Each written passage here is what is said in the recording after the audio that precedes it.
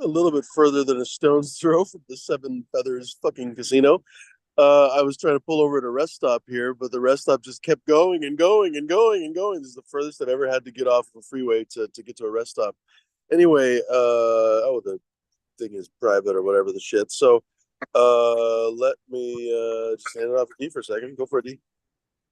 What's going on, everybody? This show is for educational and entertainment purposes only.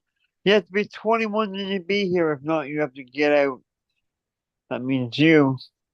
Back to you, Freeman. Really? Cheers, D. I remember what body of water is near here. I see a ton of people with boats and kayaks and stuff on their cars. Anyway, kind of a permutated way to get up here. It was kind of comical. If you guys ever find yourselves at the Seven Feathers Casino, basically driving by and want to go to the rest stop, just be prepared to keep driving for a while. Like, I think it took 10 minutes. A ton of feedback coming back from your line. I don't know why. We got to do something about your audio because there's a lot of feedback that other people talk with your line. Anyway, ladies and gerbils, I guess I'll stop babbling about the Seven Feathers Casino because it's not that interesting. Honestly, I'm just passing through. What was I going to say? Oh, now I see the clear cuts up on the hill.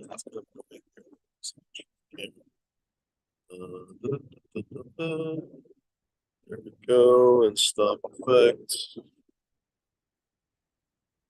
There we go. So that's what I'm talking about. I turn it sideways. That over there, the so-called Seven Feathers Casino. Anyway, and those were the clear cuts that I was like, oh, goddamn.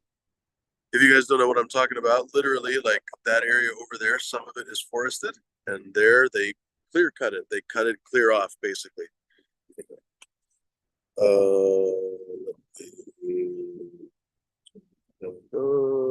Backgrounds and effects. Cisco works for me. There we go. So, ladies and gerbils, this is Takeover. So please join D for the conversation. It's going to be, I'm sure, a pleasant one as always. D likes to keep a friendly conversation going. So, folks, if you guys would like to join him, please do. Just basically ask nicely in the chat. Those are the relatively new rules already. I think we've been doing for a month maybe. But long story short, it's not an open door policy anymore. I just frankly don't care about most of what you guys have to say. So if you want to ask nicely and hop on, oh fuck, you're more than welcome. I think I busted my screen. Oh no, it may have actually busted this. But anyway, like I said, if you want to ask nicely and be civilized and stuff like that, you're more than welcome to join the conversation. Please feel that it is privileged, basically, to come here because it is basically a privilege to come here. The shows are not going to be on forever, probably, and definitely you get more out of it than I do. I have to be perfectly frank. So please be nice, be a gentleman, be a gentle lady or whatever the fuck. Don't be a pig. Don't come on to start a fight. Don't produce bodily functions on the air. I really don't want to hear burps and farts and shit. Like I've heard many of those over the years. Don't do that. Honestly, it offends me. I don't care if it offends other people or if it doesn't offend other people. It offends me, and it's my channel. So just don't burp and fart. If you do it on accident or something, that's fine. Or as a joke or something, that's fine too, because that can be funny. But if you're just kind of a pig, please don't do that. Other than that, yeah, come on, join the show. Talk about weed, talk about growing, talk about what you're planning to grow, ask some questions. I mean, we don't get nearly enough questions on the show. We have some very experienced gardeners on the show. Plenty of people stop through the channel that are experienced breeders. Flora's been breeding he's been breeding probably for 10 years. He's been growing a lot longer than that, but I think he's been breeding for at least 10 years. Certainly North Star comes on Wednesdays, probably not on he's been threatening to come on the Saturday show one of these days. But anyway, long story short, oh, fuck, Bud's been growing since Moses was in short pants. So he knows a little bit about gardening. Anyway, ladies and gerbils, do hop on and join the show if you are, like I said, a civilized adult. Because, of course, if you're a child, you're not welcome to the show. Even if I wanted you on the show, which I don't really, you wouldn't be allowed basically because of the rules. So that's just how it is. Go watch something else. I would say go watch Mr. Beast, but apparently Mr. Beast is in the middle of being canceled or semi-canceled or something. So I guess he's a pooper head or something. I don't know. He's like a semi-pooper head. It's one of those things. It's kind of interesting. He's not a Harvey Weinstein level apparently, but he's a little bit poo-poo headish. So I don't know. Is he going to be semi-canceled? Anyway, so I guess don't go watch Mr. Beast. If you're a kid, go watch Sesame Street. That's always a good one. Go watch reruns of Reading Rainbow. That's a good one. Jordy LaForge, that's his real name, obviously. No, LeVar Burton, I think, was his real name. Yeah. Excellent show. You could go watch Bob Ross. Go watch the Happy Little Accidents that Bob Ross created. Did you guys know that Bob Ross was actually an Air Force? What do they call it? They call it something different in the Air Force. He was basically like the freaking drill sergeant from Yep. what's the fuck? R. Lee Ermey is the guy's name. What the fuck was that movie? Oh shit. Oh Full yeah. Metal Oh, Jacket, but for almost. the Air Yeah. Force. And then basically after what was the Korean War or something, he was like, "Fuck that! I'm not going to yell at anyone ever again." And he just became a TV painter. Anyway, go watch Happy Little Accidents, boys and girls, and go learn something. Obviously, don't watch this show, but in the meantime, if you're an adult, you're more than welcome to hop on the show. Ask nicely for the link, and Dee will provide it. If you've been on the show before, you should by now know how to come on the show. You need to learn at some point. It's not our job to always post the link for you. Sometimes it's been really inconvenient for me to post the link. The other day, I was trying to post the link on my phone, and it's very inconvenient. So if you're a regular, you should learn how to post. Hit the link. There's basically a place where you can hit a drop down, and basically goes to all the Zoom rooms that you go to. You don't go to many, then there's not going to be that much of a confusion. If you go to 5 rooms, you'll just have to look for Fumidor's room. But if you literally don't go to any other rooms, it will be this one. So, anyway, what was I going to say? Other than that, I guess that's it. Go visit my website, ladies and gentlemen, fumidoro.com. Hopefully, I'll be reintegrating that soon now that I'm coming back home. What was I going to say? That's about it. Anyway. Do you go for it, buddy? Oh, I should probably make you the host, shouldn't I? There we go. Boom. All right. He's the host with the most, ladies and gentlemen. So please listen to him and don't don't anger him. Cheers, Dean. Off to you. I think I did fucking break my screen here somehow. I hit it on a rock or something. Anyway, that's for me. Off to Yeah. Are we? Oh, did he? What? Oh shit! He left. I thought we were still talking about his store. Well, so yeah, I don't know if he said use the coupon code brains. Use the coupon code. And let me tell you something cool. I was rushing because I ran all the way upstairs to grab this, but he took off before I was able to show him. But get yourself some awesome merch like this hoodie right here. I just got this in the mail, and it is comfortable. I haven't worn it much because of the weather, but get yourself a Sumadoro a Team D shirt, a safety meeting shirt, a hoodie.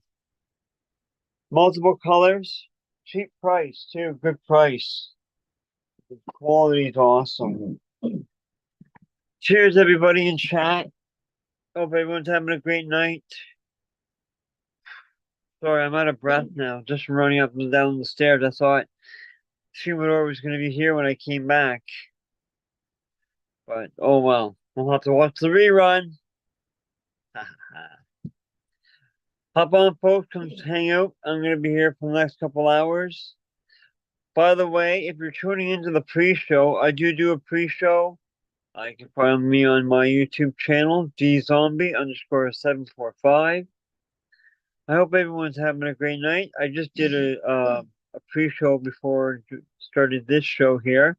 By the way, the meat I was talking about, if anyone was tuning in earlier, buffalo. I had some buffalo steaks. I had about 6 of them, and they're about that thick, and they were like that big. I had about 6 of them, and that was after eating a full meal and like half a bottle of wine or something like that night. But yeah, the buffalo is really good. It's supposed to be lean, I believe. I'll have to look into that. But yeah, apparently it's a lean meat. If I remember correctly. Don't hold me to it, folks.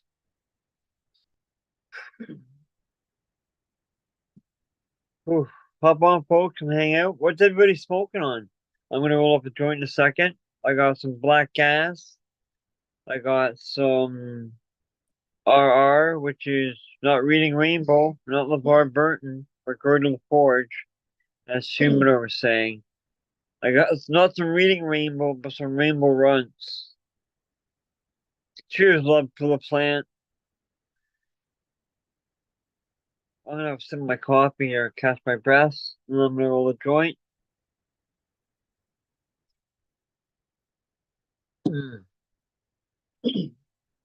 That last joint was pretty good. I rolled some black gas. Oh no, it was Rainbow Runs and some hash.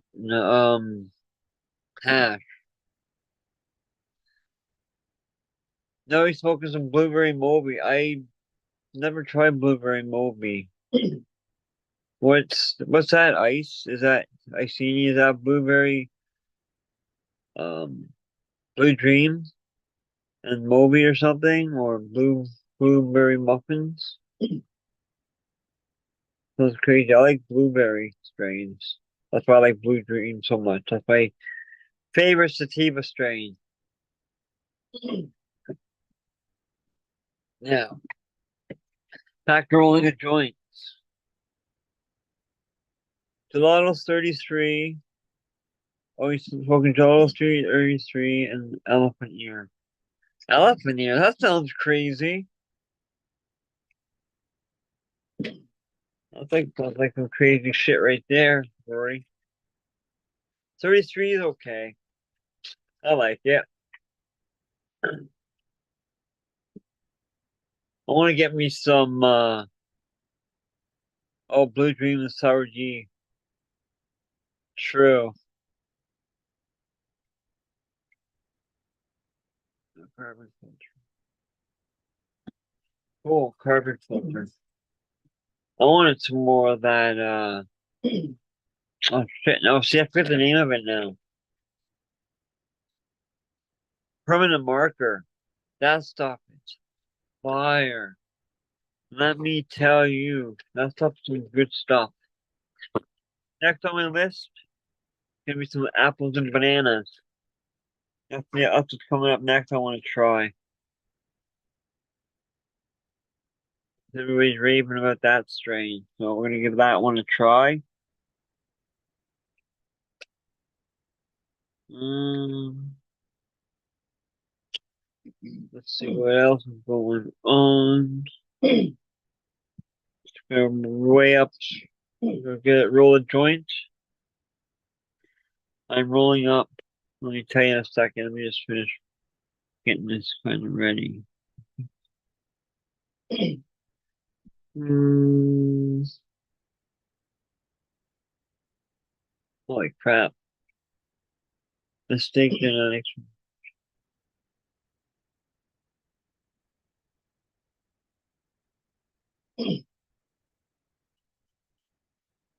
Holy shit, dude. That's some crazy. That's a big that's a mix of strains right there. Cool, man. I like Blue Dream. Blue Dream is awesome. But you know what? I haven't had Blue Dream in a while actually.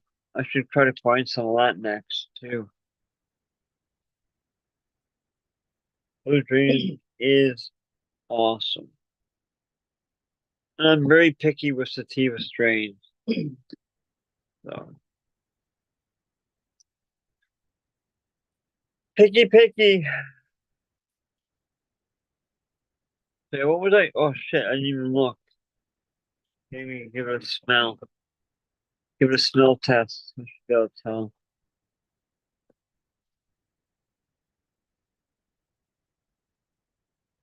Hmm. Play this. Here. Oh, did I? Oh shit. Okay, I guess they're smoking Moonbow. Moonbow it is. I grabbed the wrong bag. Oh well.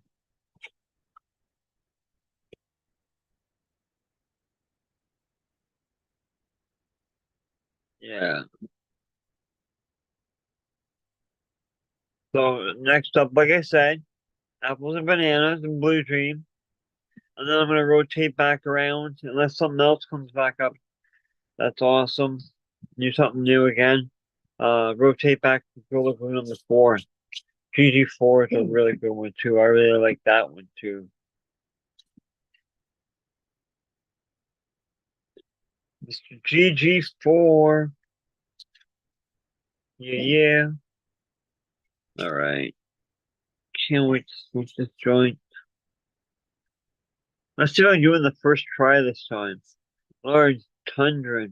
You all should have seen me during the pre-show earlier. It took me 3 tries just to roll one joint for some reason. My fingers just wouldn't work.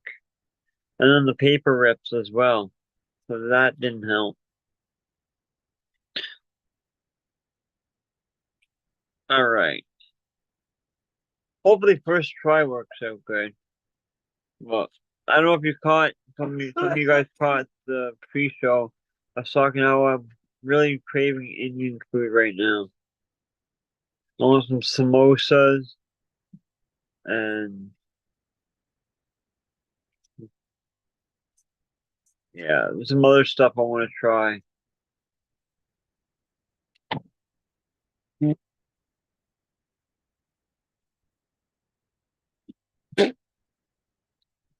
Yeah, grumpy cheese. That's cool. Tears operation. I like the White Taker Blues and the Santa Cruz Cut Blue Dream. Huh, I don't think I've ever tried those, Rory. Santa Cruz Cut. Well, obviously, probably because I'm from Canada. I mean, Canada, eh? Mhm. You do the boot it. That sounds crazy. Can't see. Yeah.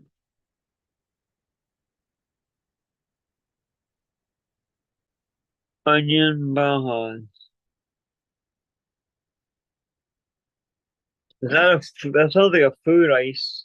Is that a food icini? That sounds like an Indian food. Something. Or is that a strain? Sounds like food to me.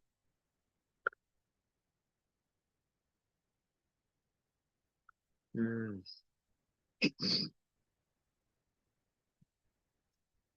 Well, let's see what that picture. Hold on. I'll show you guys that picture of that food. I actually remembered. Share photo. I'm gonna have to go way far back. Indian food. Oh, okay. Onion Bajas. That sounds good.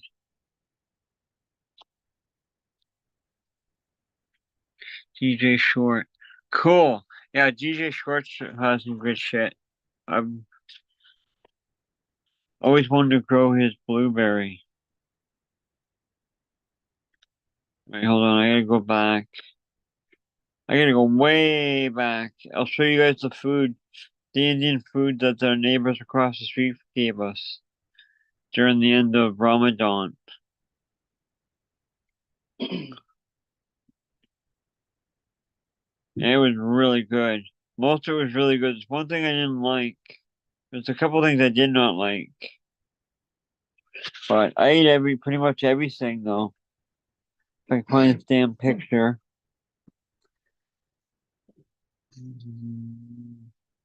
I guess I should have looked up when Ramadan was and go by that.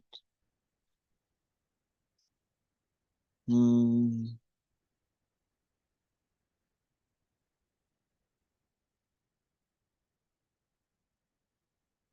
Holy crap. Oh, did I pass it? Is that it? No. Sorry guys, bear with me for a second. I'm just trying to bring up that picture.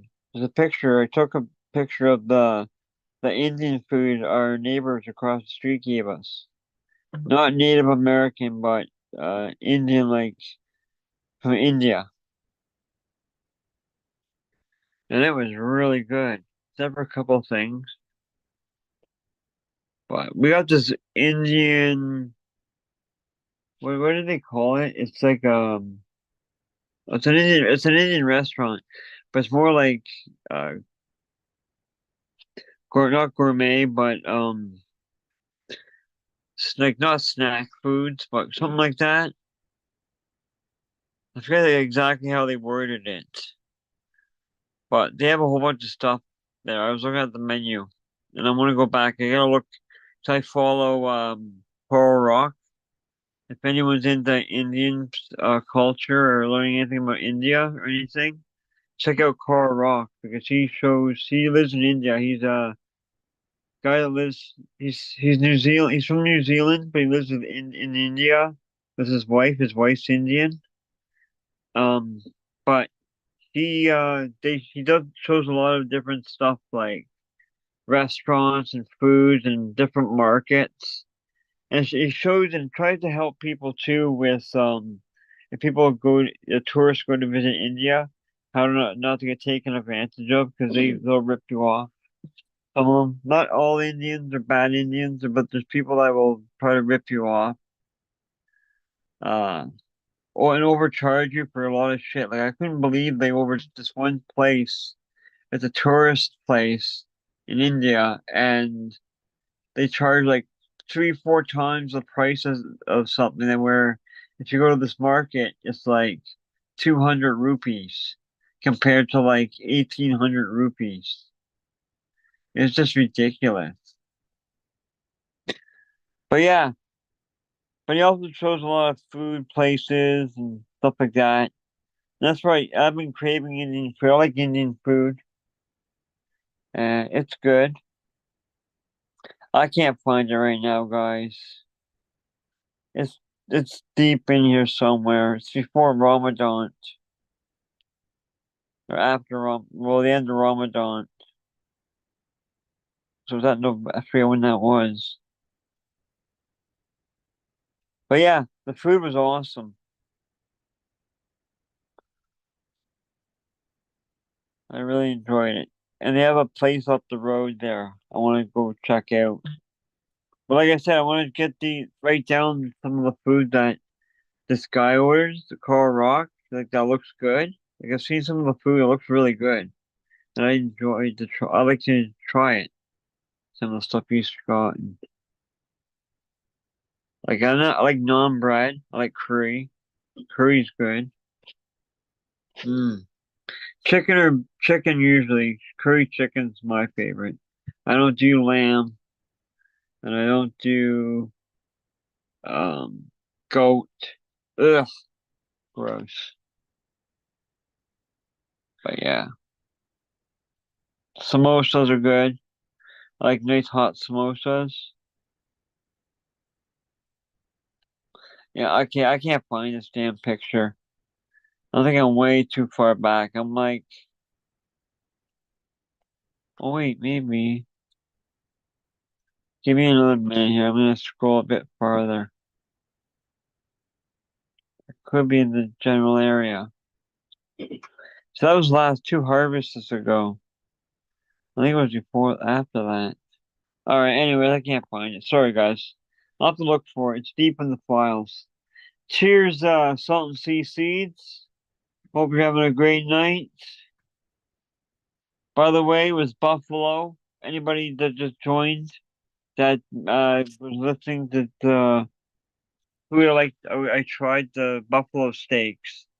That's what I ate in the Caribbean. I ate about 6 of them, and they're really good. And that was after, like I said, a big meal. I had this huge meal first. Then they busted out these steaks. I'm like, oh, what? All right. So I tried one. They're good. So I went back and grabbed like 5 more, and I ate them all. It's crazy.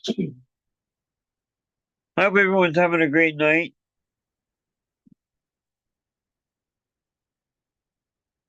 Cream pie, tomato, breast, chicken lunch. Ooh, see, look at ice. Ice eating those. Yes, Bangladesh food. I heard some Bangladesh food's good too. Tandoori, yes. And butter chicken. Butter chicken's good. That's just like common. Moo! He's hit my freaking screen door, little shit. Uh-oh. Whoa! I'm crazy over here. Hop on, folks. Want to hang out? Yeah, just want to make sure I'm charging. Yes, masala. Yeah, chicken masala. Oh, that's one of the things I want to try. Actually, ice chicken chili masala. That's yes, yes, yeah, man. I'm gonna make a list. I'm gonna go back and watch a bunch of those videos again, cause oh my god, it looks so good. Even chutney. I want to try some chutney.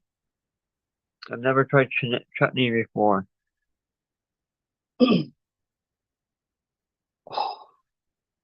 Okay, let's stop talking about Indian food now. I want to go get some Indian food, some Indian takeout. I guess it's too late now, actually. But yeah. Mm.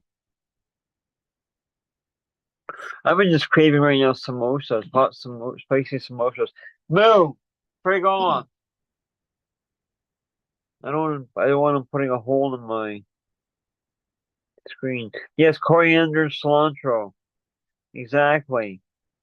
Justin Bean. Kashmiri. And what's that stuff? I can't think of the damn name. It's that expensive spice. And you gotta make sure it's not fake. I can't think of it right now. It's red. Isn't it red or something? Shit, I can't think of the name. I'm drawing. It's just cannabis, man. It's cannabis with some good stuff. Make you draw a blank. Indian Bang tea. Couch flyer. Okay, is that the yeah? I want to try. I love to try that tea they make with the milk. They go like that and they strain it and shit. That looks good. It's all frothy at the top. That stuff looks good. I gotta hit an Indian place or something. I know Mrs. D wouldn't be into Indian food much, but I know she would like probably like butter chicken and naan. Naan's good. Garlic naan. What about garlic naan? Mmm. Yes, Justin B. Thank you. Saffron. That's it.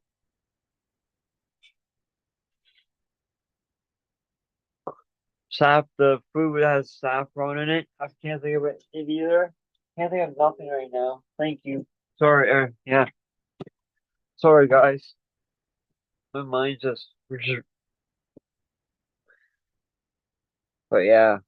Oh my God, I want to try some curry, some Indian food, especially after watching Carl Rock for a while.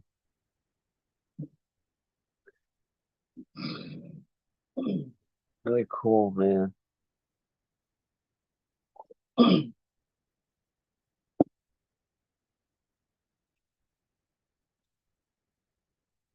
Hmm. Shit, man. No, I want friggin' Indian food. Thanks.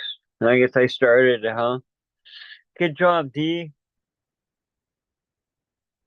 Ah, oh well.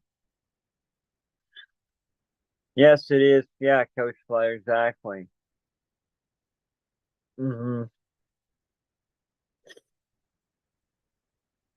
Yeah, I can't remember. I watched the video actually earlier, and of course, I can't remember how many rupees it is. But yeah, it's a lot of rupees for some saffron. The real stuff, anyways.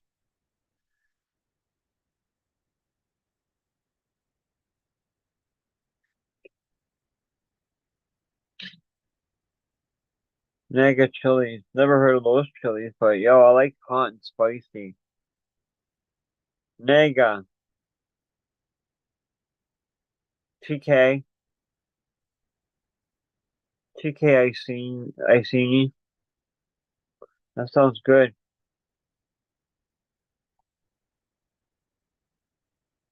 I even got the Weevil Mobile. TK. Here you go. Thank you. Danua. Remember Danua.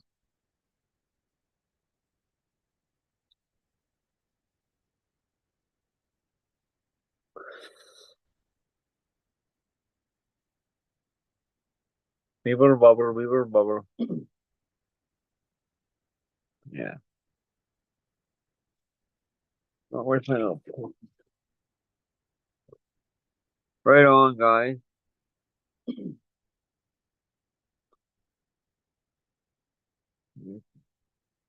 Go in. There we go.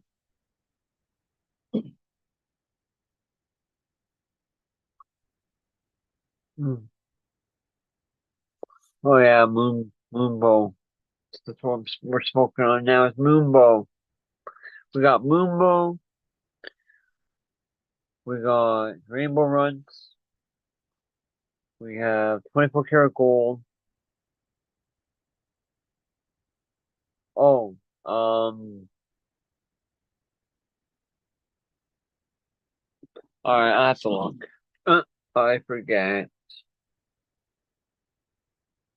That's the gold. And we have that, still some of that other stuff. Can't think of the name of it. I don't feel like we're busting up that bag right now to look for it. But we still have some of that. Oh, here is this B. Shit. Sorry. That's Bogarting. Bad D. That's Bogart in the joint. Anyhow. Oh, here we go. Hit the thumbs up button. Cheers, Cry More Grows.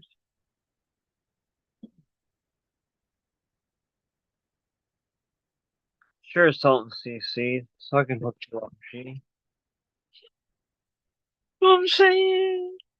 Stand by, Salt and Sea Seed for the link.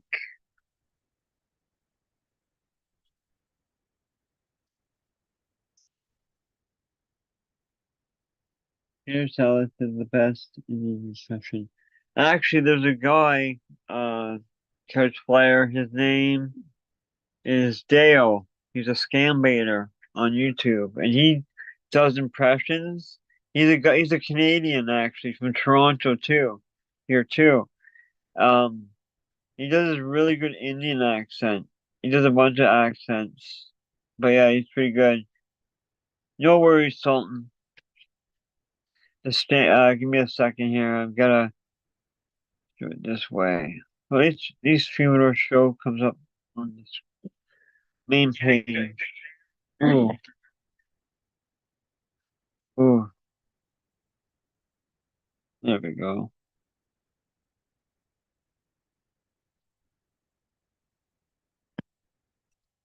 Sea salt spawn.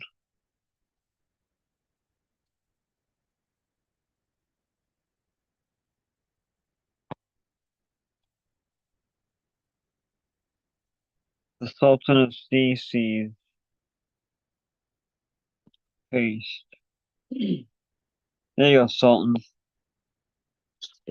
Just close it all up. Close that, bring that up. Close that. Do. Oh, I'm gonna put that on. Message settings. Turn on the ding donger. No. One love, Pet G. Hope you're having a great night. Mango Lassie Indian drink. I have no idea about Indian drinks. Like besides like the teas, some of the couple of the teas and the coffees and stuff. But yeah, that sounds crazy.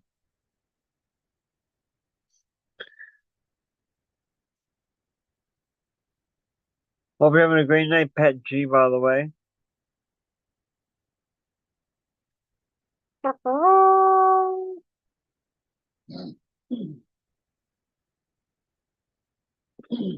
You can't. What happened to Sultan? Cheers, dead fish fan. Oh, there we go. Talking crap apart from that. True, Pet G. We all have those at times, eh? Hope you're having a great night, dead fish fan.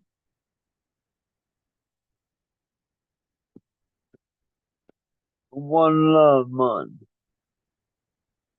I'm gonna roll another joint, and it's gonna be some good shite.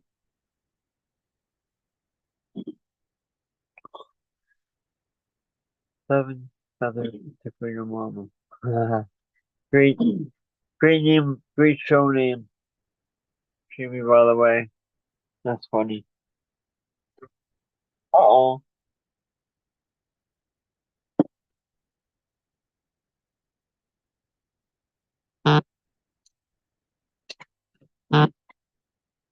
The hell?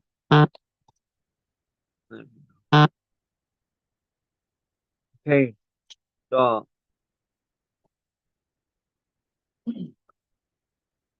Now, watching fish burn down Woodstock. True. True, dead fish. I'm gonna roll the joint. Whoa.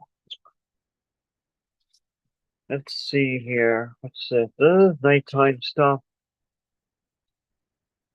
Moonbow. No. Okay, we're gonna put this back in the drawer. We don't need that stuff right now. It's too early for Moonbow. Cool, dead fish. Really strings, huh? I think we smoked some rainbow runs.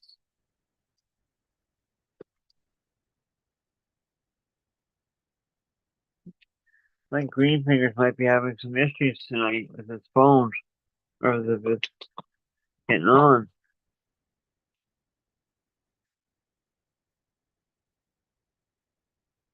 Cheers, Penny Pebbles. Penny Pebble Rippler.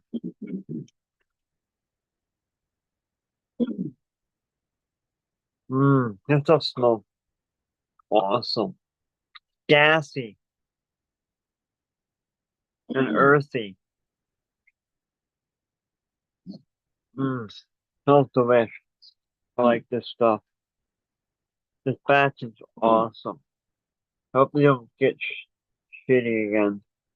I hate that when you get some really good stuff and then they got another batch that's even better, and then you get the next batch. Shit. And it's crap. There's Green Fingers.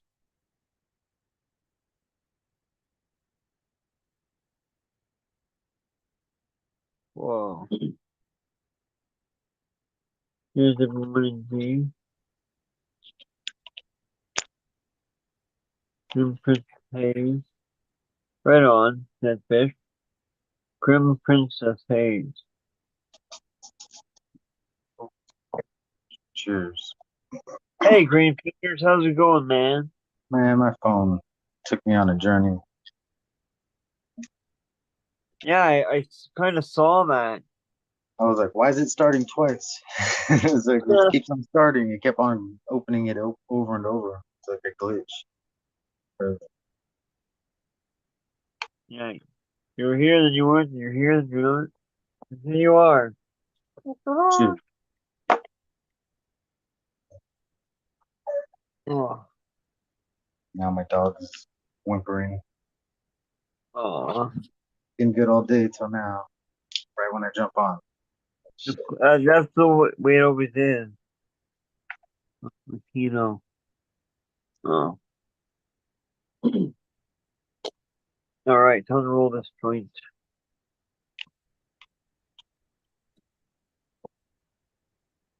Uh,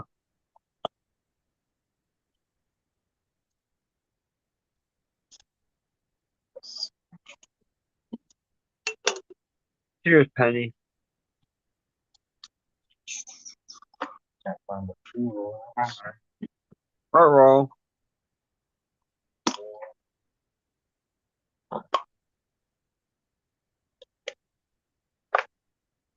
There we go.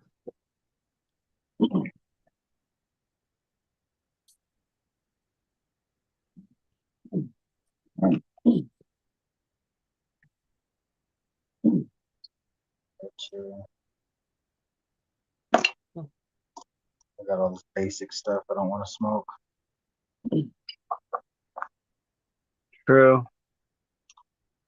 I like Oreos, Oreos, and even cherry gelato, stuff like that. Oreos is good. I like Oreos. I've had Oreos with flour.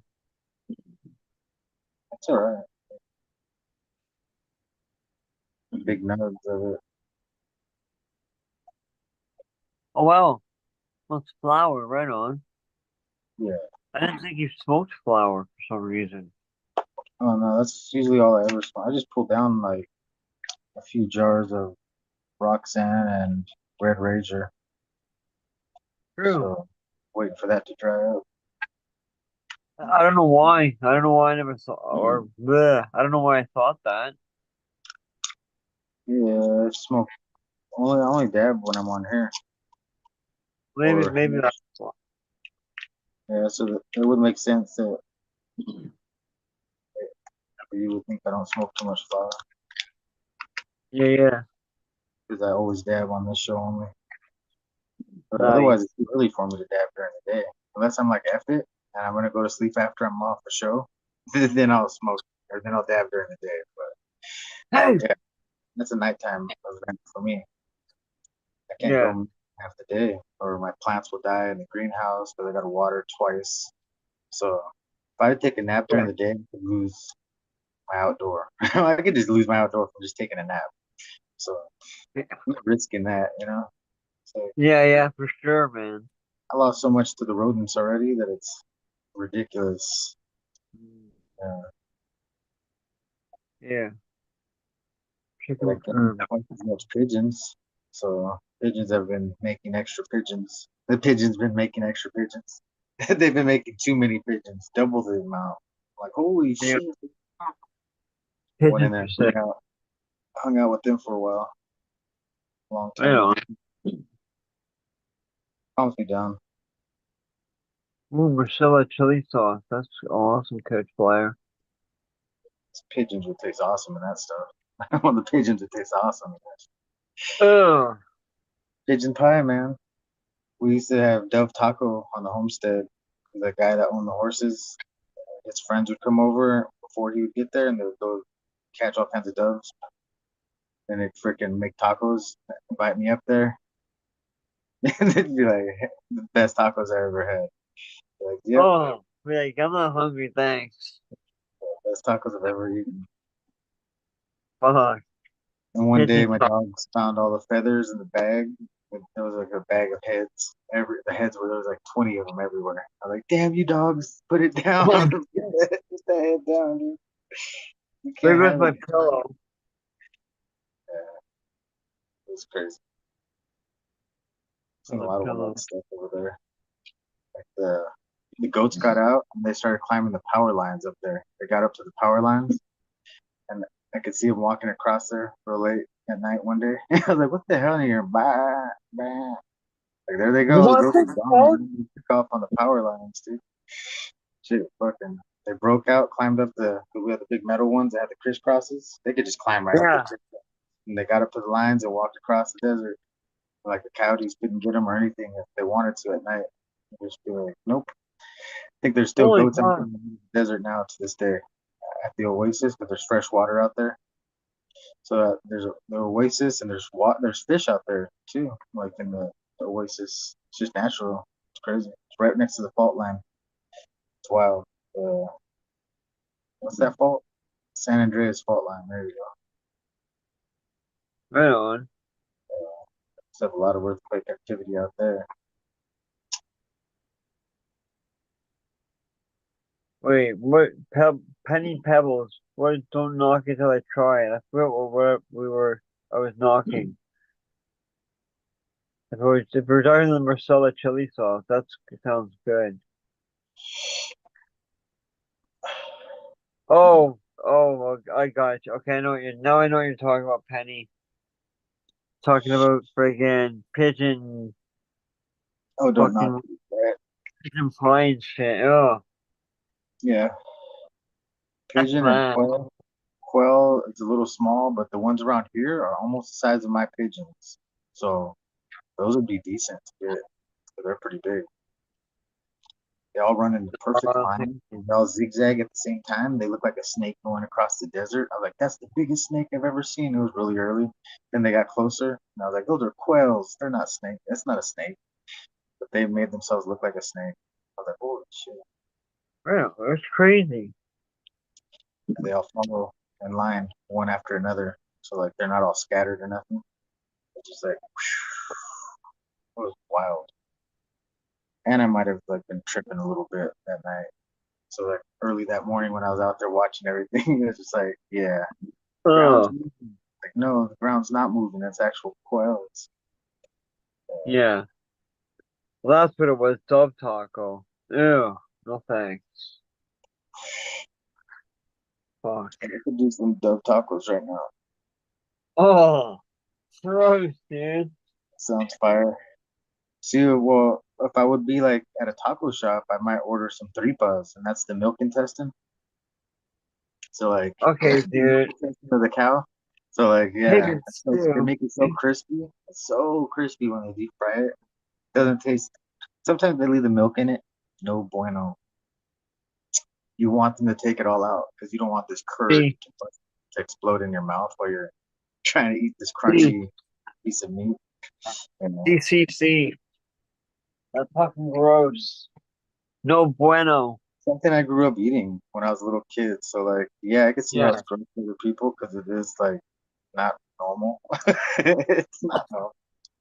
It looks weird. It looks really weird. Yeah. Huh. Ugh. Or lengua. Here's That's somebody in chat. What? Sorry, Beavers. Go ahead. lengua. The cow tongue. Have you ever had that? No, Lengua. I have no interest in that either. That's fucking gross Oh man, too. it's like literally the most tender piece of steak. That's what it looks like, and it tastes like. It just looks like steak and everything. Once they take off the taste buds, you don't even notice. Once you take the taste buds off, you can't tell. They actually sell cow tongue at my local grocery store. That's awesome. Oh, red wine, tarragon sauce, and those. We talking about I think we're talking to Pet G talking about Caribbean food. No, I thought we were gonna talk about Indian food again. Oh my God, fava bean, Fava bean. white wine, tarragon, and fava bean. Cool, man.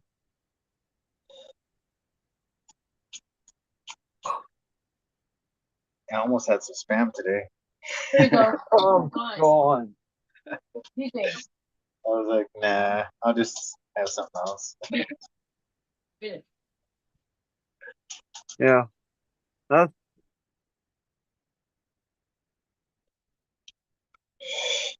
I don't know what joint I'm smoking. I think this is a leche.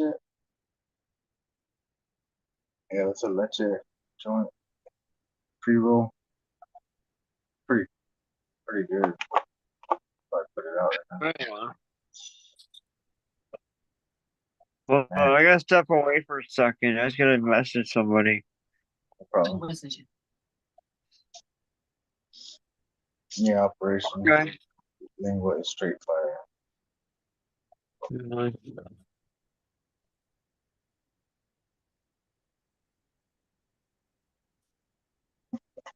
Cheers, Patricia Walker. Hope you're having a great night, hon. You came at the right time at the end of the food talking about food hour. 'Cause, yeah, I even want to know what we're talking about. Is crazy. Talking about the best street tacos you'll ever Oh God. have. You don't ask Jeez. what the meat is when you're eating street tacos. You just order the street tacos. You never say, what is it? Because you might be scared away forever. I like beef tacos. But jeez.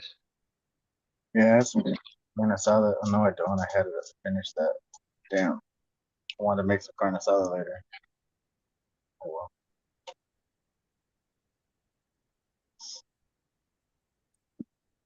Mm.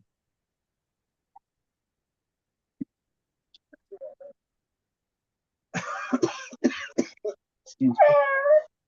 Gotta mute myself for a joke.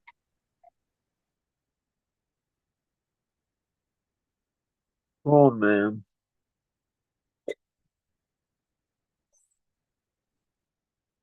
Mm. My sister made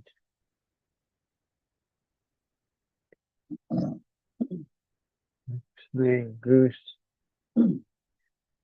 I always thought Canadian goose. Now watch out for them Canadian cobras. Dangerous birds.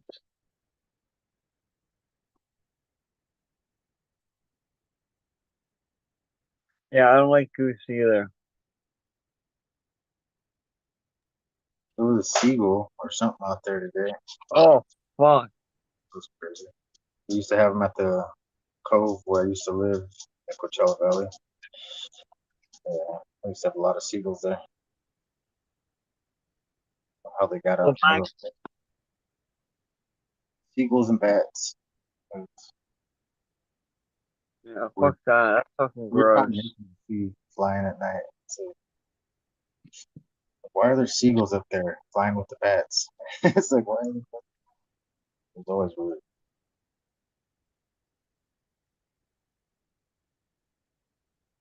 Yeah, the bats used to swoop down and get the bugs right above your head that were trying to land on you, and they would hit you in the head sometimes when you're on your bike. You'd have a bat like smack you, and you feel like somebody literally just slapped you. They hit you hard too, like you'd be scared flying home at night. And I'd be like, damn, dude, they're gonna hit me. Yeah, it was Motherfucker. What was that? lucky they weren't that bad when they hit you. Except for it's gross when you feel like their little claws scratch you. Like, yeah, Yeah. it's like, it's like a flying rat, dude. Get it off me. Yeah, no shit, man. Oh, They got those sharp little teeth. Well, they look like they're sharp. I don't know if they're sharp or not. I just don't mm. trust that. They're crazy looking. Yeah, I don't eat bat or anything. That's fucking whack. No thank you. My dog, calm. Yeah. See if he needs something. I'll be right back. Alright.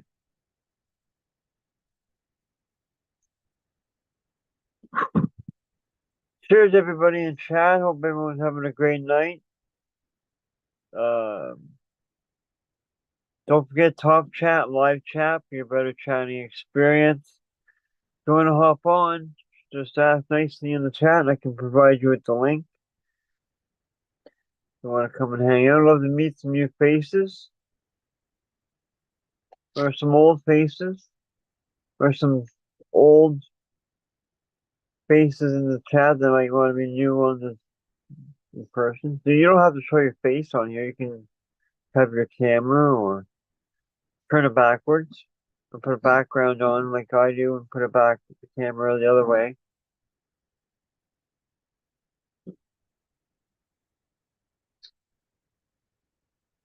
Mm, this looks good.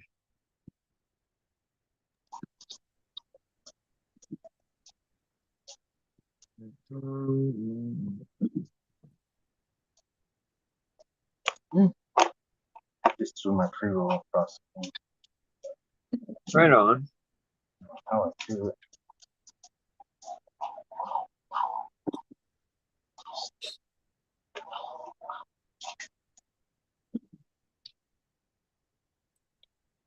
Uh, uh, Okay. Yeah. The surf grape from Fumidor are looking good. Too bad I can't show them off because this phone doesn't move. True. They're looking Right good on. in veg right now. They're doing good. They're just Sweet. little six, maybe 7 inch tall little plants. Mhm. They're doing their thing. Right on, man. That's awesome. Don't bark, don't bark, don't bark. Phoebe's got some good stuff. Lime River Rose is really good. I like Lime River Rose. And any of the Morganas, I've tried most of them. Except for there's like a new Morgana out. A newer one. I haven't tried that one yet. The But yeah, I like Lime River Rose. Black Knight's Delight. Some of those are going in there too. They're just further from the light. I just moved them right under the light, so they should catch up on me. They were growing a little slower, but it's my fault. My light blew out. Oh shit, eh? Got to replace That small bulbs. sucks. Always those Ouch. T5s. Whenever we get a light power surge out here, those T5s like to blow. Sucks. Yeah. Seems to blow out a lot faster here than anywhere else I've ever had them. Oh, get off my foot. Huh.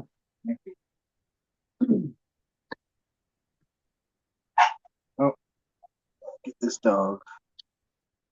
Huh. I'll just show this off again.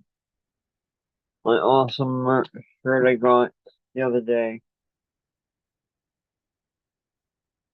You can get yours too at Pomodoro.com.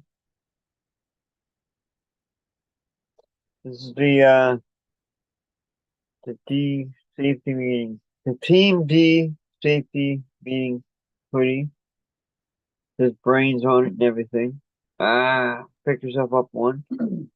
Man, if that had a whole bunch of kittens on it, that would be so awesome. Uh, The one with the kittens. Yeah. oh, you see this shirt? Mrs. D picked me up. They got me this one. Just got here today.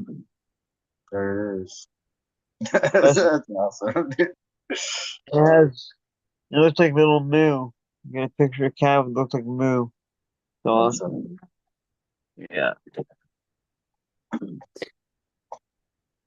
Where at? Oh, he's at the door, scratching the door. You better not break my door. I'll kick his ass.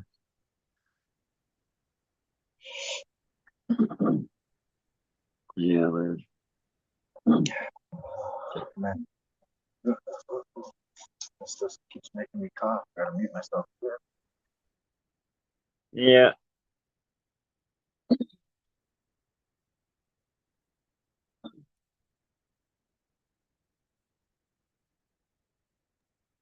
Man, it's just good. I let you. Yeah. Don't know wish it said what it was, so I don't have to look it up on my phone. It's not.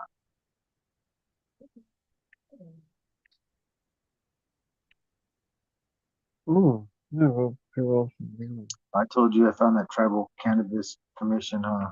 That's awesome. yeah, man, that's sweet. Yeah, man. So like the taxes were like non-existent. It was awesome. It was Nice. like it used to be like 180 from the regular shops. It was like 1 like 8 or something. I was like, whoa, that's really different. I'm not used to that. Way better. Mm. Like the best shop we have now. What's the best shop we have now? And it's really fire. So yeah. Is it far away from you? Yeah, That's it's tough. away where my mom lives. So Hmm. well, at least she could come once a week, like she does visit. and then she brings the stuff from Oh, there. nice. Yeah. So she comes by and brings a bunch of goodies. We just Nice. That's split an awesome mom. Yeah, we split all the medicine stuff. She don't take none Wow. of that or any of the BHO or any of the rosin or none of that stuff. She just leaves that here, but get a lot of rosin. A lot of good Right rosin. on. Give Yeah, me the man. The closest place for us would be Green Goddesses area. Yeah. Travanga or whatever. I can never say that name right. Travanga. Or At the whatever it is. medicine wheel or Mhm. Yeah, the medicine wheel store. Oh, I gotta go there. I'm so far away. I'm so far Yeah. away. It's like, I don't even know. Yeah, ours is pretty fire. I wish I could go there. Hmm. Yeah, it's crazy where she is. It's like um store, store, store, store, store. Like every not even 30 feet. Crazy. Go really And some of shopping. them, and some of them are smart. They'll have a trailer. They'll have the store, and then they'll have a section sectioned off in the back and walled off where they live, which is pretty cool. That's There's cool. one guy does that. And then there's this other guy just sells he has both cannabis and cigarettes, so he sells more cigarettes. But I went in there with Mrs. D one day, and there's Buddy and him and this other guy just sitting at his kitchen table smoking spots. And then the little counter was on the other side of the store, other side of the trailer. It's crazy. That's awesome. Yeah. But it's smart, and you don't pay double tax or double the money for two places. There's always there used to be like a 215 over 1,000 places in one city where we used to where this one is located. I think it's Mm-hmm. 1,000 palms or some shit. There was so many delivery services back then. Like half of the time, like 10 or 15 of them were the same person. It was fucking. It was like holy shit, dude. I thought I was getting it from somebody else. It's like it's like the same dude drove up every time. I was like, what the hell, dude? It's not what's good, man. It is not what's good. Trying to get something different from your stuff, man. It's like just the same Yeah. thing, but different. You know, it's like shit from a different person. Want to test the waters, see what's good everywhere. Shit. Yeah, yeah. Yeah, I that shit love was our delivery. I love our delivery system up here. It's awesome. I have two or three that I use Where? at different times. That's your only this stuff. Yeah. Really. Mm. Mm. Mm. Mm. And there's the Mm. one place that we use. That's where I usually got the permanent marker from. It's like I know they have premium shit, good stuff, so, for a fair price, not overcharging. Right on. Yeah, I gotta pick up these their menu online before next time so I can see what I'm gonna. I don't want Oreos and stuff I've had before. Like, even though I've barely had the Oreos, but like they're alright. Yeah, I've All, had Oreos. all cannabis Actually, is medicine great. wheel. Can't Um, have you tried permanent marker yet? complain. Not that I remember. I just had the carbon fiber like 2 weeks ago. But no, I would remember permanent marker, It's some fire. right? Everybody says that. I would remember if I've had Yeah, it. and everyone's saying apples and bananas is fire. That's what I'm gonna be trying to find next. I still have one piece. Apples and banana. Oh, look at One nug in there. It's good. This is really tasty stuff. It's just like one of those other danks though that like where they're almost very similar. So like there's 5 other ones that taste just like this kind of like with this very that. similar flavor, but just it could be a different pheno for all I knew. Like if you didn't tell me, I could be like, oh, that's the same one. When I was checking this one and where's the other pack? The carbon fiber, they kind of like fell in the same category in the flavor. When I Mhm. came into the room, like they were the same, like overwhelming smell, like really good smell. That was like the same dank. So like that's all I thought of. Dank. Oh, that's the same. That's like both of them were the same like outcome. Yeah. And then there was some stuff I had that was tear gas. That stuff was really good. It was kind of really piney, kind of like that Jack, like that kind of different, like really, really uplifting. Mhm. It just tasted so dank. Like it tasted different than it smelled completely. Like Yeah, super. that's awesome. They all taste the same. Like after they all like leave the smell of the room the same. Really good dank. Like even if you're growing really good weed, that whole nose blind, like you got to walk back into the room after like a half hour to really notice. Oh, that's what it did. That's what it did to the room. Like it left it smelling really good for a long time. Like which is good. Let it Yeah. linger. That's the stuff that's missing out there, where it lingers. Like I can smell it across the room in the bag. The stuff's Yeah. missing. It's just where the bag would just be sticky as heck after you pull it out. Like the whole bag would be frosty. Be like that stuff's missing because they don't grow it for as long. Like they need to let it go 2 more weeks in these shops, and they would have super fire. Mhm. Yeah, man. Wasting another week for them. They could replant everything for 60, 75 days.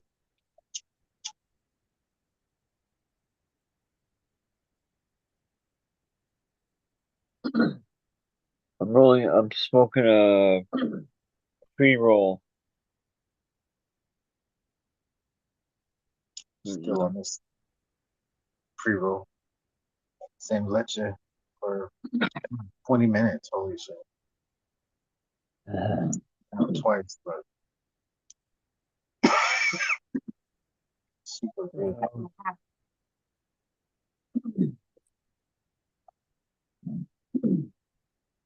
It's time to get some new cuts and work with some new stuff so I can make some different crosses finally. Wait, on anything you think you want to use? Not True. yet. Gotta find out what's available and then see if it goes with anything that I have already. True. Like the regulars emails that I have lying around, which I just have a Panama right now and a California Nightmare. So Panama Red and that's one mail and the other ones. So that's what I'll be crossing. Some Panamas, doing a Panama mail crossing to whatever I have. Cool, man. And then California Nightmare. It's a Blue Dream Green Crack times hot cakes from Katsu. That should be fire. True. But I only got a mail out of it, Yeah. so might as well use it if that's all I got from the pack I paid for. Like I might as well use it since the females died. So make it worth it. Yeah. So I have 2 different things to try out next. True. True say. All right. And then I got to do a Maui Wowie increase. Labrador? Yeah, I'm looking for the Labrador cut. That's gonna be the one. It's gonna be awesome. Heck yeah. I can't wait for that. So I'll do a Panama Maui Wowie. You just inspired me. I'm like, you just inspired. Nice. That's awesome. I just watched that the other night. Can't believe how Yeah. long it's been. I used to watch that stuff every night. Up in smoke, nice dreams. I used to Did just you turn hear it they're on.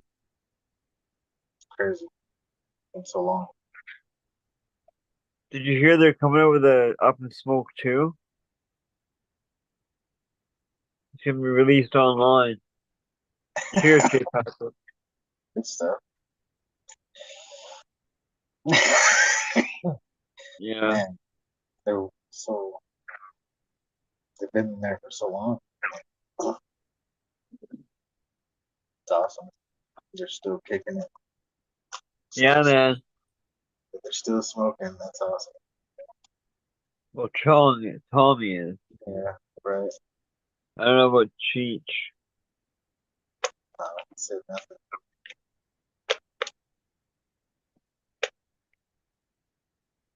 Yeah, good stuff, bro. They had that one drink that people were giving out at Long Beach. They're giving their drink away out of a lowrider car. It's got CBD or something in it. Oh yeah. You know. Sure, pretty cool. I almost lit my thumb on fire. J Patch, cheers. He's shooting up. He's on fire. Jack Beanstalk, cheers.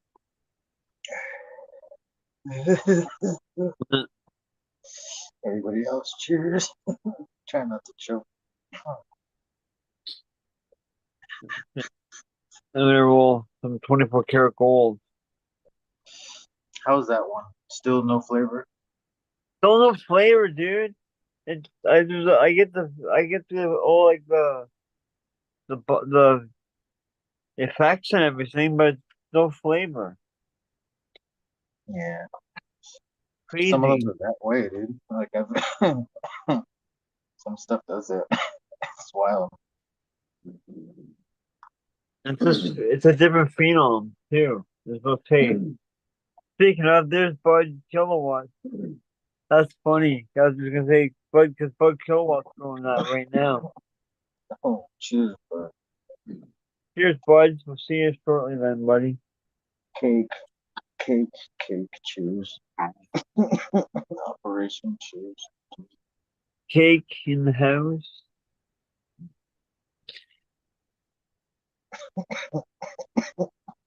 Excuse me, I can't stop coughing. I'm Yes. rolling another joint.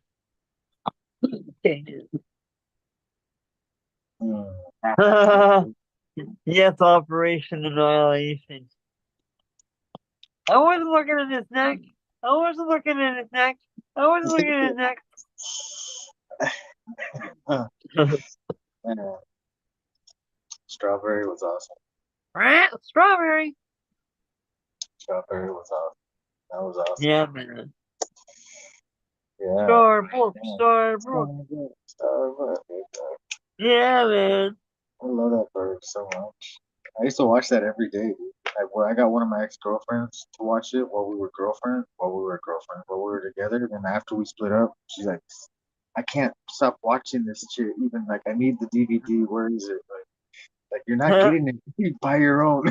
Buy your own. You're not gonna watch it. Go get yours. We got it together. It's like, we're not together no more. Too bad. Buy your own, dude. It was my money. So, entitled people made me laugh. I used to deal with a lot of funny reactions. Yeah. It's like, I paid for it. It's mine, not yours. That was my favorite movie. I wasn't gonna give it up. I used to have it on tape, and I would get stuck in the VCR where I had to buy the DVD, and I had all of them on DVD because all the tapes sucked. I didn't have VCR for a while. So, yeah. I used to like Nice Dreams as well. Yeah, I just watched that 2 days ago. Awesome. Nice. Yeah, freaking awesome. I haven't seen that one in so long. Yeah, man. Save the Whale Great song. That, Yeah, man. The great outdoors. yeah. There you go, Operation Annihilation.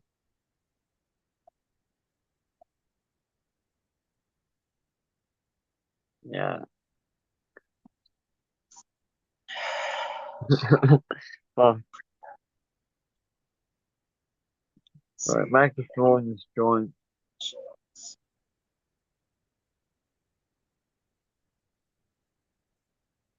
Oh.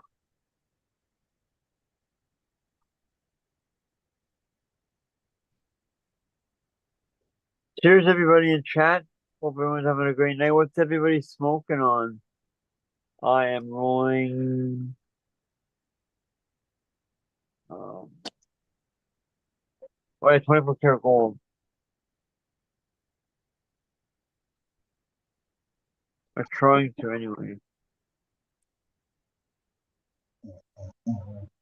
All I can think of is scenes from the movie now and the music. Yeah, Like, sheesh. yeah, I know.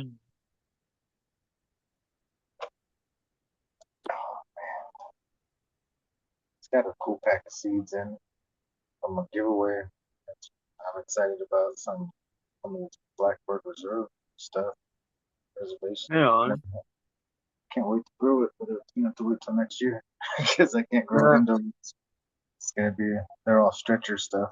All of their stuff Yeah. is narrow Oh, leaf, yeah. really big. Should be really big compared to my room. So I'm afraid to grow that stuff indoors. I had a plant touch the ceiling last run, and it was not supposed to. It wasn't supposed to be that tall. I wanted to try to grow one of Mr. Tree's seeds indoors. There's that one that was like 20 feet tall, something, but it didn't pop. I guess there's only one of the crosses I could do indoors that I would. There's the headband one, that one with headband something. It's like Whisker Biscuit, but the headband I really want. I think it was headband. Not even sure. Headband's a good one. Yeah, headband. Too. I haven't had headband in a long time, but sometimes the stuff Yeah. that squeezes my head like that, it's like I can only smoke so much of it before before it's too much, before the headband's too tight. I'm like, I can't deal with this. It's like builds pressure in my head or something. It feels like it's crazy. I can't feel my face, man. I can touch it, but I can't feel it on in the inside. There's some good movies back. Yeah, man. I haven't seen that in a long time either. Yeah, I haven't seen that in a long time. I might go back and watch that in a couple days. All right, and here's a trivia question for everyone in chat. Let's see if everyone knows. Now the two movies I mentioned now, Blow and That one. Nice Dream. What actor was in both movies? Let's see if anyone knows. I'll say you already know that I put that I have to know. Seashells. Seashells. Yeah, by the seashore.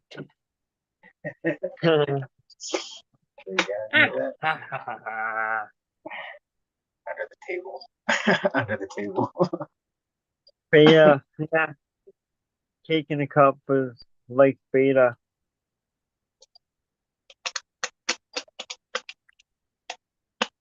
Hey, Peter.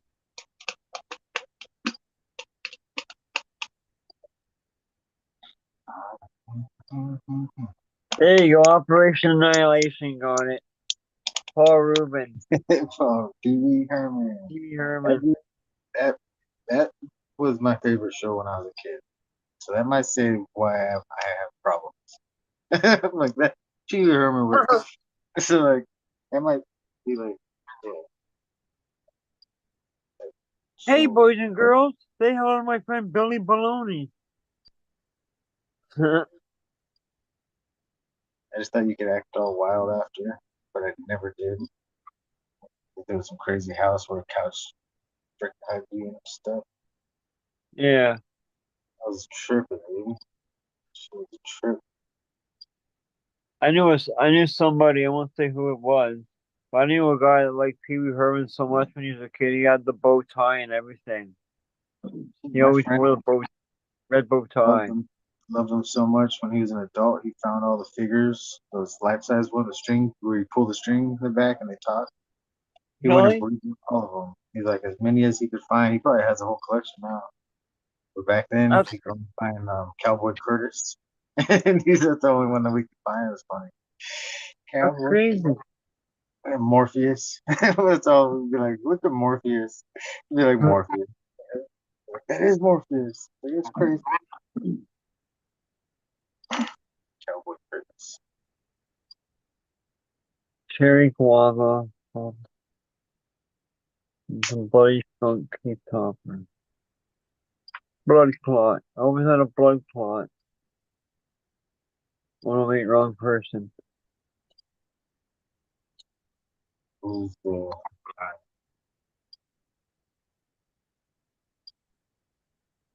Oh, that sounds pretty good too. Yeah, no taste. It's crazy. no taste? That's for the person who doesn't. If you don't like the taste of cannabis, this is for you. This is Yeah, I guess so. like no taste. You know. I knew it was The gonna have no high, taste when you said that last time. I was like, oh, it's gonna have no taste, but the effect is gonna be there, so it's worth getting because the effect is there, even though there's no yeah, taste. People say that's not right, and it should have loud, loud terps. It should be so loud that people should now like, nah. It should yeah, get you freaking where you need to get. Now, I need it to be super loud. I need it to get me where I need to get. The effects are right yeah, on it. As long as it's good like that, I'm happy. yeah. And some of the stuff I grew wasn't as it's all loud. I'm lying. Everything I grew is loud except for probably the one that I made myself, like my cross. Right on. But it was a Louder. volunteer, so volunteer got to stay.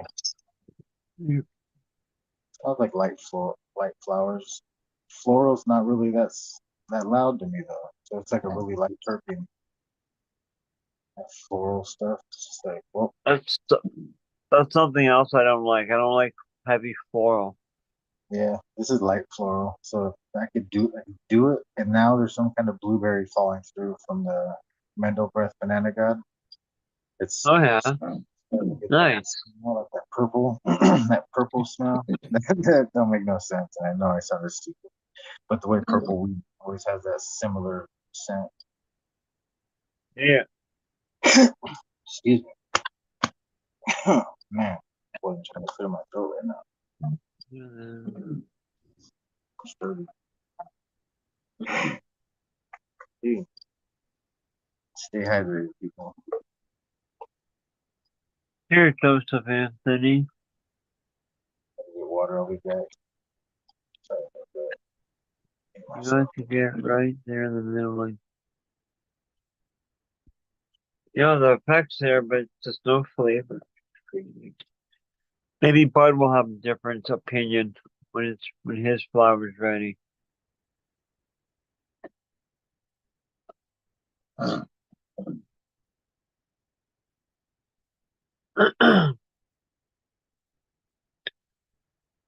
see. 26 people watching. Cheers, everybody. That's awesome. What's LLIGM?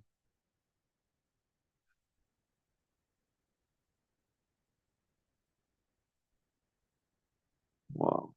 Yeah, I like this stuff. This stuff's good. And the other stuff. Holy crap. So yeah, permanent marker's good. I want to get some of that other stuff. Apples and bananas. Yeah. Or more permanent marker. That's a fire too, man. Holy shit. If you haven't tried permanent marker yet, guys, get some permanent marker. It's awesome. Everybody's saying it's fire, and it's true. Haha. Hi, boys and girls. Welcome to my playhouse. Haha.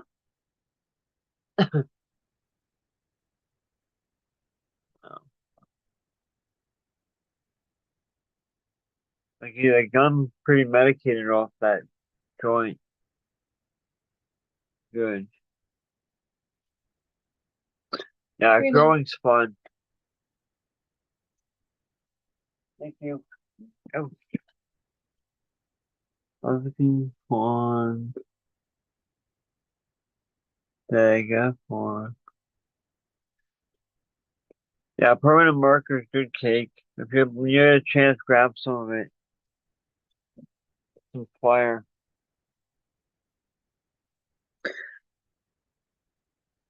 I'm gonna get.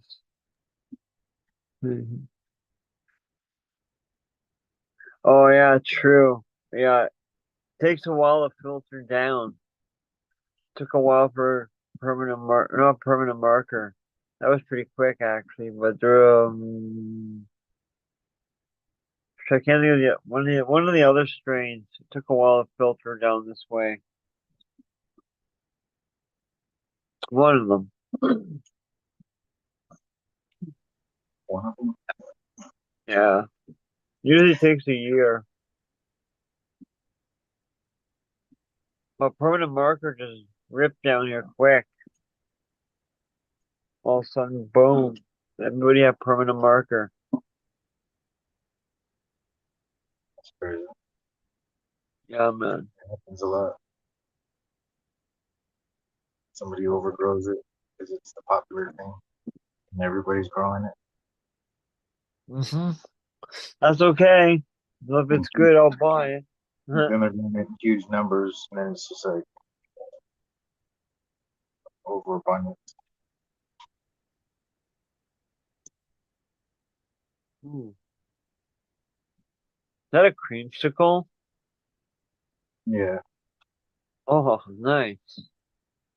it was. Now it's like a bite of one. Melting fast. Hmm. I think. My little dog's waiting for the cream part. I usually give her the very bottom part. All right on. Just one dog. The rest don't have that bond. The rest don't Yeah. have that bond. They get different stuff. She's the only one that likes this. Yeah, true. She likes this orange flavor too for some reason. See, she's waiting. Fluffy. It's so funny.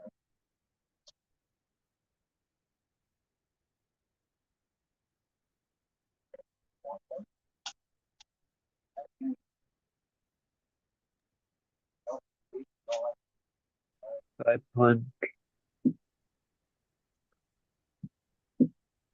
Right on. Sky punch. Never heard of that one.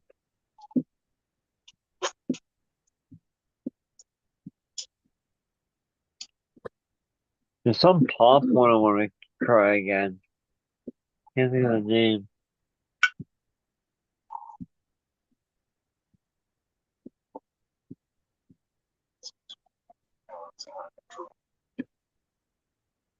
Yeah. Apples and bananas isn't supposed to taste like apples and bananas, apparently.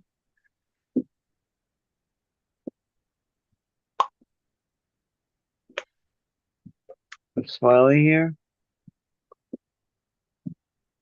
Apples and bananas is hard to explain. Purple punch is a good one too. I like purple punch. Did I have that the other day? Oh, I forget. I try so many strains sometimes. I forget. White runs. Oh, slurricane. Slurricane's good. I like purple punch. I haven't had that in a minute. Oh, okay, cake. Charlie Garden's purple punch across the sky color. Quick F3. Right on. Yeah, I don't have any. I never had any smiley stuff. I didn't like that. No, neither have I. Although he did offer everything to me that he had at one time, which is awesome of him. Cool dude. Smiley's pretty awesome. Yeah, man. Like a hiney home. Nice couch.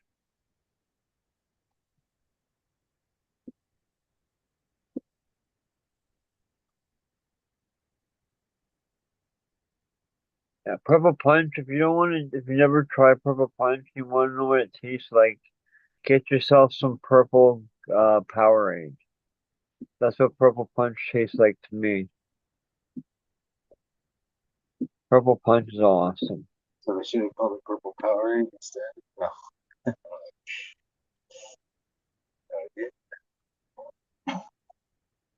Is it Gatorade or Powerade? Which one did you say? Powerade. Powerade? Because I might Yeah, have yeah. one of these right now. I might have a purple one up there on the shelf. I think I do. That's crazy. I get like one of each color. I think I didn't drink the purple one. Let me find out what it tastes like now. I don't think I had purple punch, just concentrate. Concentrates Really? didn't. The concentrates, yeah. But I always stayed away because everybody said it sucked. Which I don't judge cannabis till I smoked it, but I just never got it. So Hmm. I always figured I'll get the stuff that I do want to get when I read all these cool names on the menu back then. I was like, yeah, I want that one. Skip right over those. Yeah. I grew a lot of granddaddy perps for my uncle, so the GDP was purple that I liked back then, just because it was always there. This one doesn't have a name. Yeah, those choco tarts. Choco Um, tart. I don't know what that is. I don't know what a choco tart is.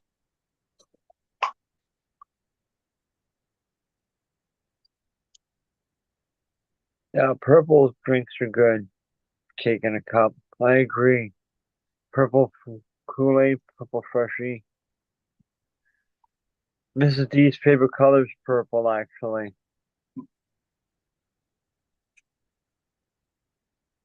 I have some Corkle going right now Right on. from North Star. Oh, right on. Yeah, Corkle that he had made for sub.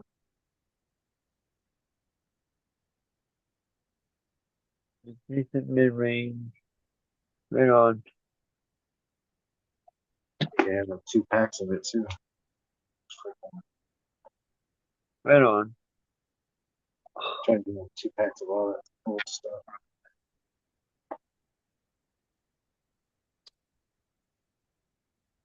I got the one of the shells that he made for free at the last order. The cannabis Nice. shells, the cannabis shot shells that he made Yeah. with resin or whatever. Yeah, resin. I remember. Yeah, it was pretty cool. Found a can. That's pretty cool, man. Yeah, that was awesome. And who was that again? What, the shotgun shell? Yeah. What do you want to What, say? It's up to you. what was it? Hmm? What was the question? Who gave you the shotgun shell again? Did you Joel say? from, Joel from North Star. Yeah, Oh, that's right. Right on. yeah. He's got them on his website. Pretty awesome. They're just like a paperweight or whatnot, you know. It's perfect thing for me to use it for, anyways. Because I have a window that blows when I have it open. Everything blows right off there. So I just set this right on top of there, and the papers ain't going nowhere now. It seems pretty hefty, pretty heavy. There's one Yeah. little stick at the very bottom that dripped all the way down to the bottom by itself. It looks so lonely. It looks so lonely down there. One lonely little, one lonely bean at the bottom. One little lonely toad. All the rest are above it. It's just like at the very bottom.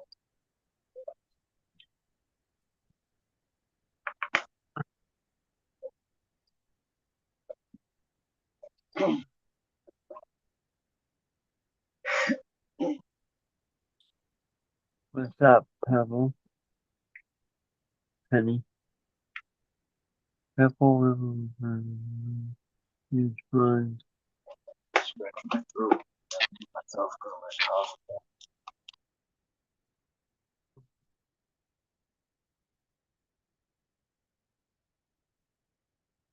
Pebble one. Yeah. Oh, yeah. Where everyone is? Purple skunk.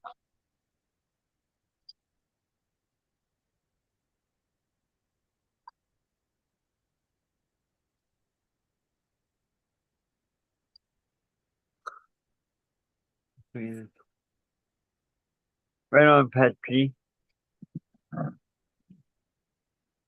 That's strong.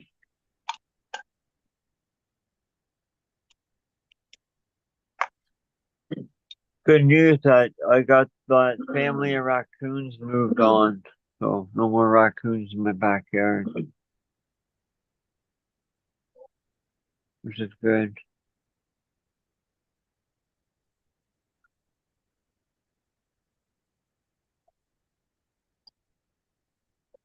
Still gotta cut all those trees down.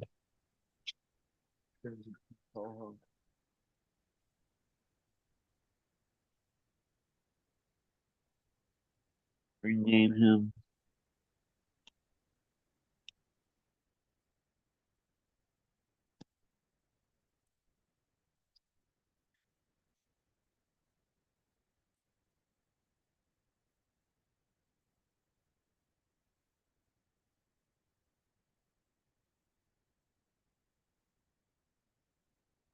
Oh, chemist.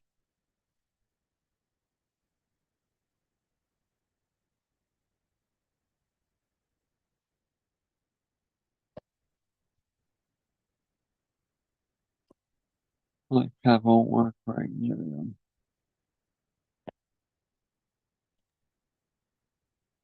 It's awesome.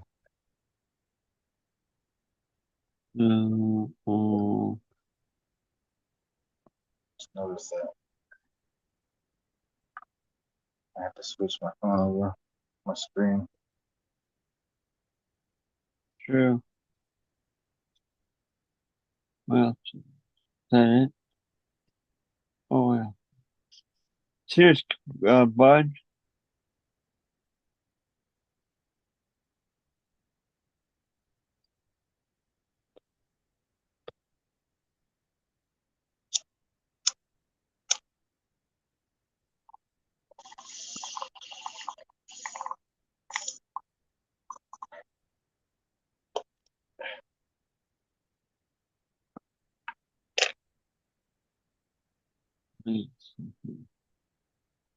Yeah.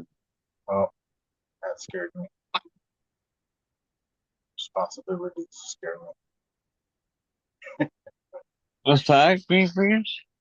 No, when I read this, when it popped up on the screen, I'm like, oh, that scared me. Responsibilities scare me. It's like, so, sheesh. Yeah, good stuff. It's like when I have to trim coming up. I got some trim bins, and I didn't get no new trimmers. The heck was I thinking? It's like I wasn't even thinking. I didn't get new trimmers at all. I gotta use old busted up ones. Just Yeah, scares man. me. You use wet trim or dry trim? Sorry, green fingers, I missed that. Wet trim or dry trim? Here, Oh, dry. dry. Dry. Like, well, when I cut the plant down, I'll wet trim like all the main leaves off, all like the big leaf, the fan leaves off before I hang it and stuff. Whole hang or do you branch? Branch. All right, nice. I tried whole hang. It doesn't. I don't know. I do a little of each. So if the plant's under 2 feet, like if it's a 1.5 foot little shorty, she'll go the whole plant. I'll just chop her. Oh, But if it's yeah, anything you control, like over 3 feet with all kinds of arms going crazy, like wild every different direction, yeah, you gotta just take the spud, right? You really don't got a yeah. choice. Yeah. I Just tried leave it that over. too. Whole plant wild. It was like crazy going in for it after it was dry. It's like just go in. You just go in all just yeah, I hate waiting. So Hmm. staggering the trim. Like cut some of it now, cut some later. So I have something Yeah. extra. Otherwise doing it all on one day is gonna be too much.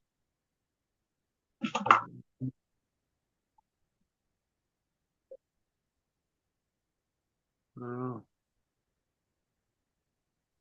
My hair just kicked on finally.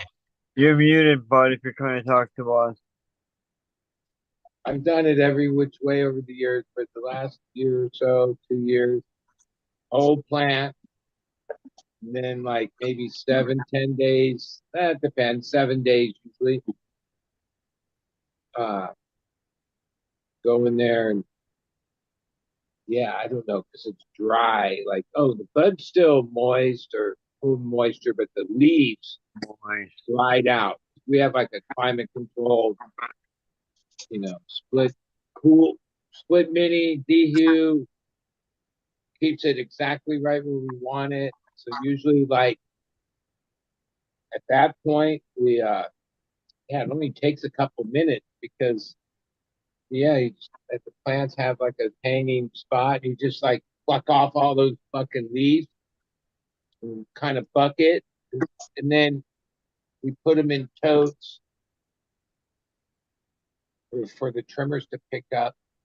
They used to trim here, but they just trim at home now. So then they come and pick it up. Sometimes it's a couple days when it's ready, but yeah, it saved us a grip of time because we used to take them down, take off whatever the bigger leaves and shit like that, spend a little bit of time. Nah, that was like kind of a waste of time. And now we just fucking hang the whole plant. But then, Yeah. there's like a point. You just use your hands, like just kind of like mainly like the, the sun leaves with stems. Yeah, if you get used to it after a while, you know how to pick it like at the right angle that they just pluck off. But it has to be the right dryness for that. Mm-hmm. Like it's too moist. Yeah, well then you better use scissors or maybe take it off. Uh, Right. You just said the secret word. Moist. Ah! Oh freaking pee, Herman. but you don't want it to be so dry that the bud is dry. You still want that. I don't know. Every person has a different environment, different scale. You just have to go, after doing it so many times, you learn what what the best way for you is. I don't think there's like a set. Like even if I said, "Oh yeah, it's always at 7 days" or this, no.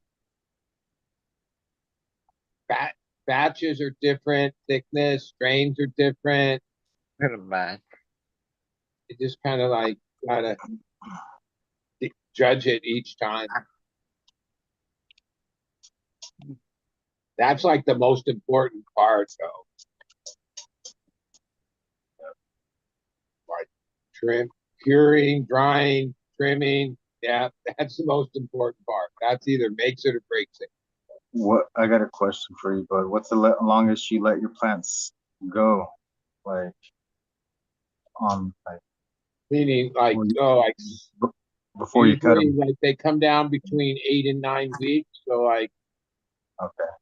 somewhere in 60 days. Some of that because majority, well, yeah, like right now, I'm kind of like growing some of this GMO banana. Mm. Yeah, I can already tell. It's like right now I'm in You week get garlic 7. bananas? Holy shit! Yeah, it's GMO Nice. banana. Mine died. It's actually called something else, but Yeah, isn't that the garlic banana or something? yeah, that's what it's called. Yeah, I had that for a minute. Yeah, now I can already tell that one is really more like a maybe 70 some day strain. GMO that way too. That's probably going to be the check mark of the boxes of why I won't scale it because in my rooms, yeah, it's not like okay, take down these all this stuff, leave this one little section or one tray with something for a week. Uh, so if they don't all kind of finish at the same time, then that's a like a negative check mark in like, are you going to run that one or not? And a lot of things. I mean, how you feed it, environment. There's, sometimes some strains are finished right at like 60 days. Sometimes it needs 65 or 67. Same strain. Just, I've never tried to figure out why things are that way. They just are. But like, yeah, kind of like in the 60-day range, like there's all the math, even the veg cycle, the cloning, uh, all is on contingent on those timings. After so many cycles, yeah, you got it dialed in. If something stayed up an extra week or so, then that would change all the parameters. Yeah, yeah, I'm still trying to dial it in.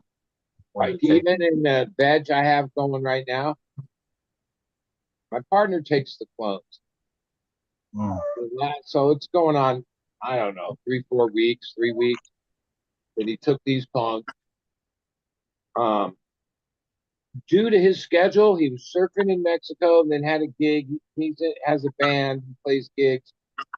So it was either going to take it a couple days later than the optimum time or a couple days, maybe 4 or 5 days earlier this time. All right, well, we chose earlier.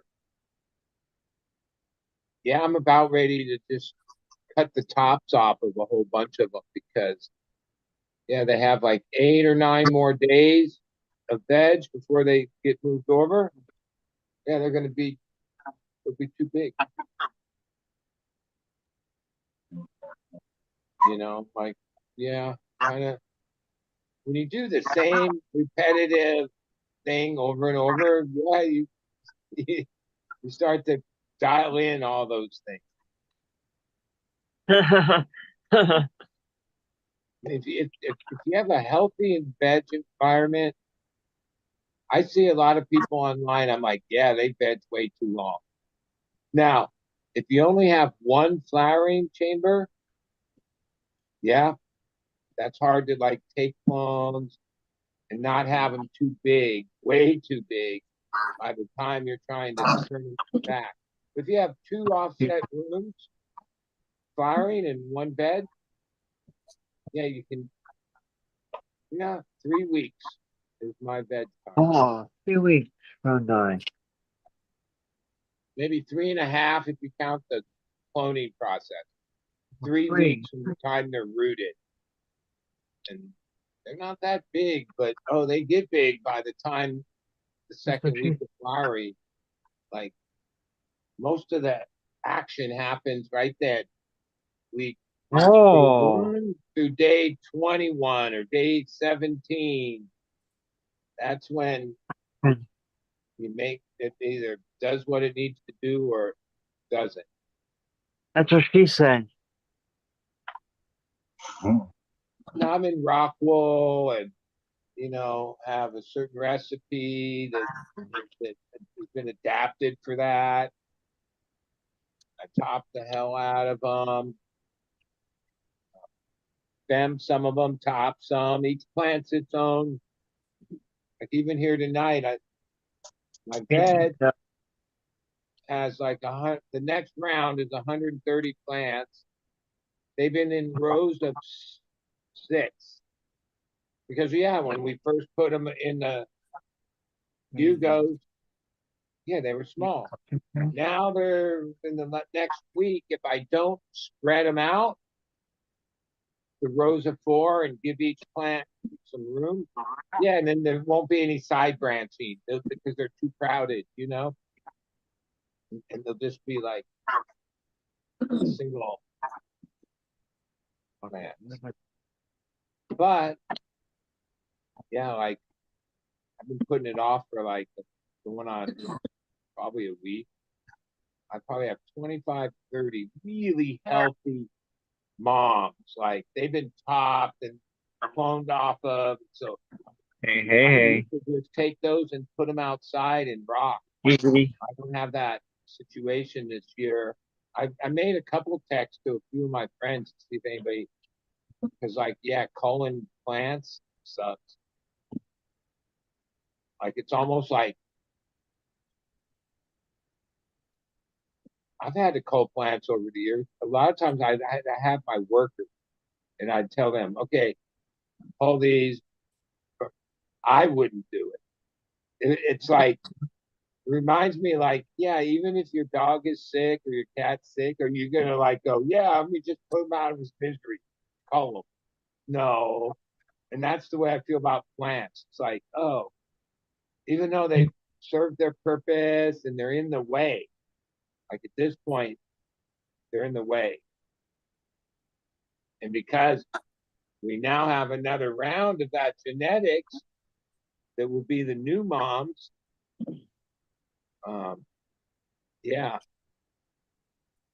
like even coming here, like in the last couple of weeks, I've had to come here almost every day. Not because the flowering rooms aren't, the reservoirs need changing, or the other plants, smaller ones can, you water them every 3-4 days. The Hugos, the moms, those things are like tipping over and light as fuck after one day. So, I got to come and make sure those are watered every day. And then you get to a point, my partner was like, oh, get rid of those, make room. Probably 2 weeks ago. Yeah, I have. In a minute, I'll show you. Like, oh, they're nice. Like, they work great. If someone, this time of year, August, right now, put those outside. Now, some of it is, it's not like just like, I don't know. Like, I'm only trust certain people that I'm going to, like, have come over here or meet or whatever with plants. So, oh, well, it's like part of the, the, the production. Like every month or so, I got a cull plant.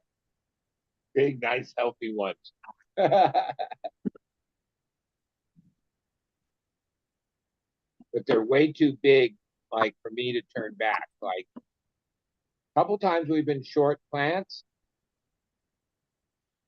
and then cut those way back to try to accommodate, fill in the space, and they blast. Actually, the room that's coming down, 2 of the trays in the back were those, and when we cut them back and stripped them back down to just barely nothing, and first turned them back, you'd think, holy shit, what's this like a stems back there?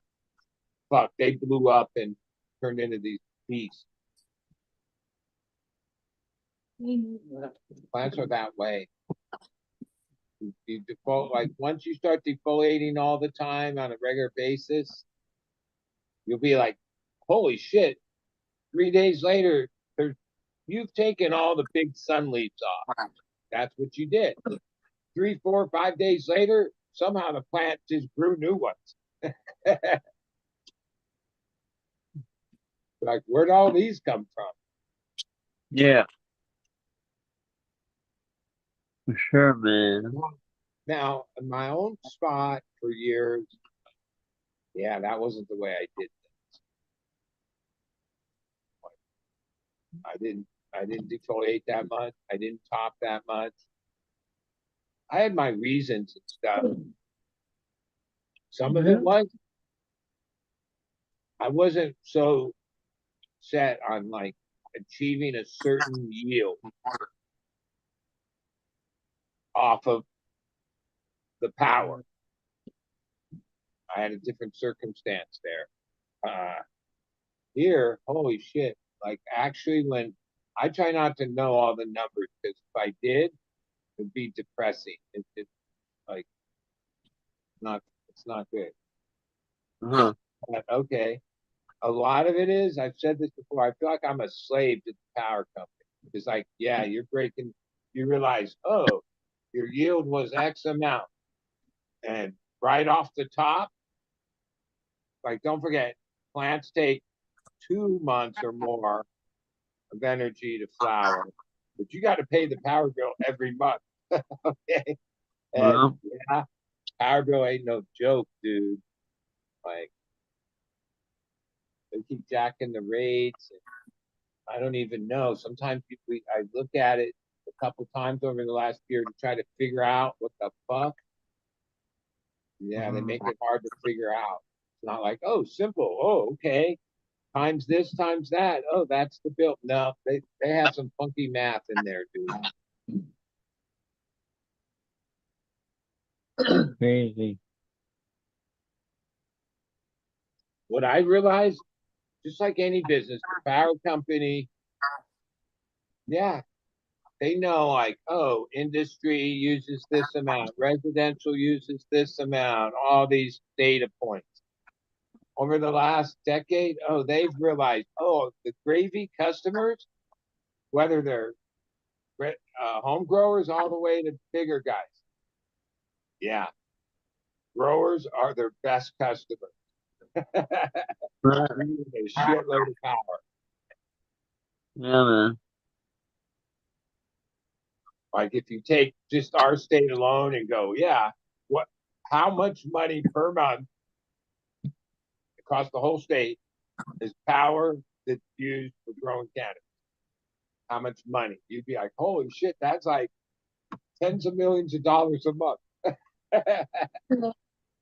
Or I don't know the exact number, but I know it's high. I know what I pay. But Yeah. and like I say, yeah, when you go and go, like back in the day, that used to be the split that was like the profits. Like that's how I look at it. It's like, yeah, I can remember when I'd had multiple 4x8 trays in a room to pay the whole nut, power, supplies, rent, rent for the whole property, the, the house too. Everything would be like one tray, a couple pounds, right? Yeah. That covered everything. And then over these years, it's like, oh shit, no, all 4 trays. Oh, you're only get your part is only a half a tray. The rest of it's all overhead. Like that's just how it's gone.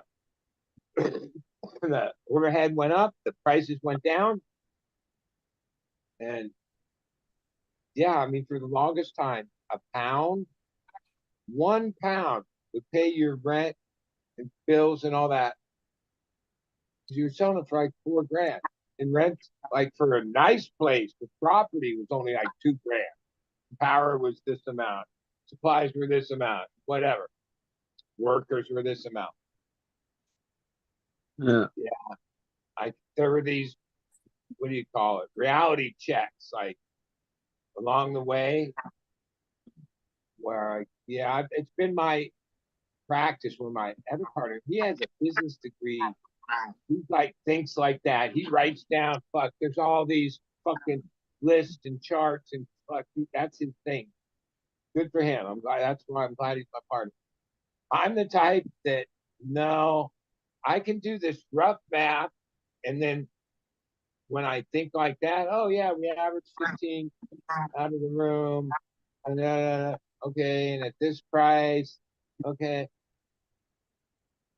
In the current reality, even to think about that will make you sick to your stomach, or make you depressed, or make you question, what the fuck? What am I doing this for? Which is, yeah, that's reality. Like if I was younger, I'd say, oh, I need to figure out something different. I'm like at a stage where I've done this for like 34 years. All I kind of know. I enjoy doing it. Like I went to this panel at a High Times event where Ken from Trichrome Technology spoke. This was like in 2013. And he had like a prepared thing. It was on terpene, which at that time wasn't even a term that was that used within cannabis. Like we didn't even know what right? But he opened up this thing. It was like at a High Times cup in the conference area or whatever. And he's like, what do you like? Yeah, I forget how he worded it. He's really good at these type of speeches. That's what he does. But he's basically like, yeah, what are you guys gonna do when weed's $50 a pound? And the room like had this gasp, and everyone kind of laughed, and no one really took it seriously. Right now, we're not quite at 50 a pound, but we're gonna get there, right? And like what his whole pitch was 10, 12 years ago was, and he had all these little vials that after the thing you could go up and smell, that were like isolated, whether it came from cannabis or not, terps, right? 100% pure, whatever. Because part of his pitch back then, I mean, today, okay, this is like common knowledge, but back then it was like, I still remember, oh, he was spitting game. Thing was, maybe a couple people heard it, did something. I heard it, but didn't really think it was going to happen so fast and in my lifetime. But cannabis is unique. Like he had this whole pit in agriculture. Like he had stats like 90% of rosemary grown is for extraction, for essential oil and terpenes. Okay, whole bunch of crops are grown for that. Cannabis is unique because it carries the, like, rosemary's rosemary, and this is this, and this is that. There's very few plants that have like the ability to put out 100 different terps or even more, right?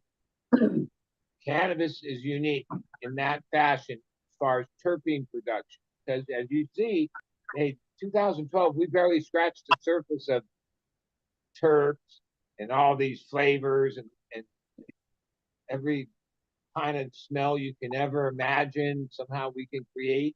That's because cannabis is pliable that way. Like, yeah, it's terp.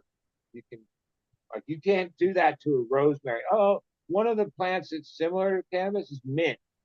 The mint only has like maybe 20 varieties, right? Oh, there's the lemon mint, chocolate mint, this mint. Look, I even had a strawberry mint. I didn't know how much it smelled like strawberry, but that's what it was called. Um, most plants aren't like that. One thing, and then even back then, and I'm imagining those prices have only gone up over the years. Certain terps aren't that valuable at all. They're the commodity, pine, citrus. Uh, those are pretty easily extracted at bulk, and so okay, the price isn't that high. Certain terps, and they're like priceless, dude. They're the most expensive commodity per weight on the planet. When they're like pure like that, oh, a gram, or they don't eat gram. Fuck, it goes into like smaller amounts than that. It's so pure. It's so, you know, yeah, it's been extracted down to just that, right? Yeah, it's going to be way more valuable to just use cannabis and grow cannabis to extract and try to grow things. Cannabis that has terpenes that are more valuable than some of the other ones. Yeah, at a certain point, that's what's going to happen, right? Even like that's sort of happening. That's what hemp or CBD bud, like those guys basically grow in, what do you call it? Scale, because it's legal, fields of it, just to extract things out of it, make other products out of it. Because yeah, a pound or a ton of hemp has such a low value, but eventually weed is going to get there too. Like I believe that. Like so, when he said, "Yeah, what are you going to do if weed's only $50 a pound?" But I remember a couple of years after that, amongst my homies and shit, I'd be like, "Yeah, I'd still be growing it. I wouldn't care if fucking it was worth. It was just for me to grow for myself and other people, and then if it wasn't worth nothing, I'd still be growing, right? Because there's a lot of things people do as passion with gardening and other things that has nothing to do with making money. It actually spends money, but they get enjoyment out of it, so they do it. So with my partner, like I say, business. Anytime I'm like, oh, we need to do this or any money type things, he is well, one, his dad, and mom died. I don't know how much. He inherited money, so he doesn't fucking care about money. And so he's over this because this doesn't really make it like, yeah. So like if I bring up, oh, we should do this or maybe do this, he's like, oh, I'm so over this shit, dude. We should just shut it down. He's always saying that. Like, I'm just gonna shut it down. Like ultimately the lease is in his name, whatever. We could transfer all that. I'd even talk to him. I could buy him out, right? Not not even for that much, right? At this point. But here's what I thought when I think about that. How's it going to be any different, right? Um, like, okay, the numbers are still the same, and now all that is on my shoulder, right? Where at our current arrangement, which changes over the decade, where we've been like doing it together for like 13 years, 14, whatever. Yeah, I don't deal with any of that. I'm not worried that, oh, we only moved this amount and this is due and shuffling money and blah blah blah. No, I don't deal with any of that. And I don't want to. I just like to grow. Like that's it. But yeah, you have like at a certain point, yeah, you have to like move. And I like to smoke headies. So if you grow a whole fucking shitload, there's only going to be so much of it that's like that heady. Like you gotta just smoke the best buds out of the batch. Like I remember when I grew a smaller amount, and it was like hard to take the amount of headies I wanted off of that amount without like affecting the bag. Sure. I that was sort of like, yeah, money was like, oh, I like money, don't get me wrong. But yeah, I'm not motivated by money. Now, I've been partners with and in partner with, and see a lot of my friends, oh, they got into this for money. No, all power to them, whatever. A couple of those guys, they were the first to throw in the towel. Once the money wasn't like it was, they were like, oh, I'm over this shit. Like, where that's not, no, like, no, like, I'm not, like, everyone, some people say, oh, yeah, passion for the plant and all that, and stay connected to the plant. Um, yeah, okay, yeah, yeah, it's not easy to do because there's so many things pulling at you from reality, you know. But for most of my time, yeah, like I said, I like money and fun and dandy, but no, that wasn't the motivating factor of my growth.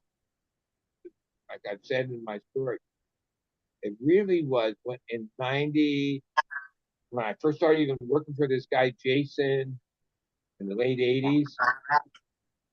It was to pay for going to concerts or going out on tour, or trying to keep that uh, going. And then it really became like this weird lesson in life, like because over the year that like I went from being like just a where priority one was going to the shows no matter what. But once you started growing and then having these projects, they took they had their own time frames and shit. Like it wasn't like, oh yeah, I'm just gonna take off for 3 weeks and go be a hood rat out on tour. Like, oh, well then I guess you don't have a grow when you come back. You know what I'm saying? So, like, as much as it was this thing to be able to go to shows, it quickly became a thing that kept you from shows. But then, after so many years, like, yeah, well, my partner back then was Scotty. He used to put on shows with all the money that he made. Oh, but sometimes I've been on some of these, right? Like, like the promoters and shit put out the money to try to make money. And a lot of those failed, but they were fun parties and shit. But then when me and my wife really like got it dialed in, yeah, I used to go out not on the whole tour, but I could do like these 5 shows. And we go like, yeah, why not? Let's rent a Prevost fucking like $250,000 fucking bus, and let's do this, and oh, hire my brother to be the chef, and we're like because we had money like what the fuck, like pounds were like 3-4 thousand a pound, and bam bam bam bam. Uh, Even when I started racing go karts, which was fucking expensive as hell to be competitive, I had one place that went 17 years, so probably had already gone like 8 years.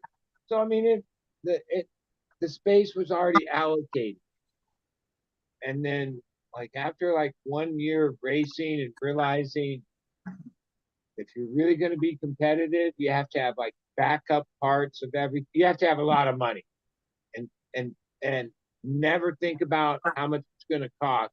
Just think about that you're going to win, right? And what it costs to win. And that usually means spend more money than the next guy. That's racing in a nutshell, right? Yeah, I remember setting up squeezing the trays and realigning them and adding this little closet section that had a little compromised height, but it made it that I could fit a nether tray in there. Now, I gave up my workspace, meaning the old way, I could scoop trays around and always get all the way around them. So I had like a little bit of aisles, not really, but it was like a Tetra game or something. You know, you had to move them one. So then when I like maximized it to the gill, yeah, couldn't. Once you set them in the back, that was it. You weren't going back there. There's no way, right? But I remember even to my wife going, yeah, so this tray, this is just for the race. Like it's except by like my second or third year, and then trying to race nationally or regionally, nationally. Holy shit, I had another whole like place. Like really why I went from having one place to 1.3 different places. Yeah, it was to pay for racing. Even though I had sponsors and this and that was minuscule. You had like, but yeah, I won a lot. I won trophies. I won championships. Championships were really hard because that was like whatever 6, 8 races, sometimes more in this season. And yeah, you had to be at every one and be competitive. You didn't always have to win, but you had to be competitive to get points to be in there in the end. And yeah, I guess it was worth it. It was never like, oh, I'm going to become a race car driver and then this is going to be a career. I was already 30 some years old when I started doing it. I just did it because it was like my dream, right? But like I look back now that money's tight and go, holy shit, right? Like, yeah, I don't even want to add up like what go-karting was annual. You think what a go-kart? Oh no, these were like $15,000 to $20,000 fucking carts with the motor, the rebuild of the motor. Uh, yeah, there'd be these specialty motor guys that you would be just lucky if they would take your job where they'd bore it out, basically make it to get just this little more out of it. Because yeah, the whole thing was spec, weight spec, power spec. But oh, there were a lot of ways if you had money, you could push those boundaries, and you had to if you were going to be competitive. Yeah, that was like now I look back at it, it was just another addiction. Like oh yeah, I that's when I really stopped doing drugs. Like I no longer had that problem anymore. Like, but I had this other one, and it was like it was the same. It was like an adrenaline rush. It was like a rush, right? And there were weekends when, oh yeah, everything went bad, and drove home going fuck, and spent a lot of money, and like didn't even finish the final. Like you mechanically or physically couldn't hang. Yeah, but I don't regret it because like yeah, that was shit, man.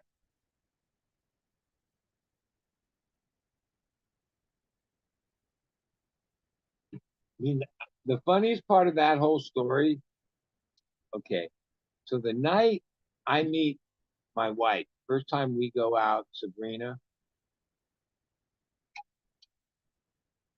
I've been out of prison for about less than 6 months, right? Just getting my shit together.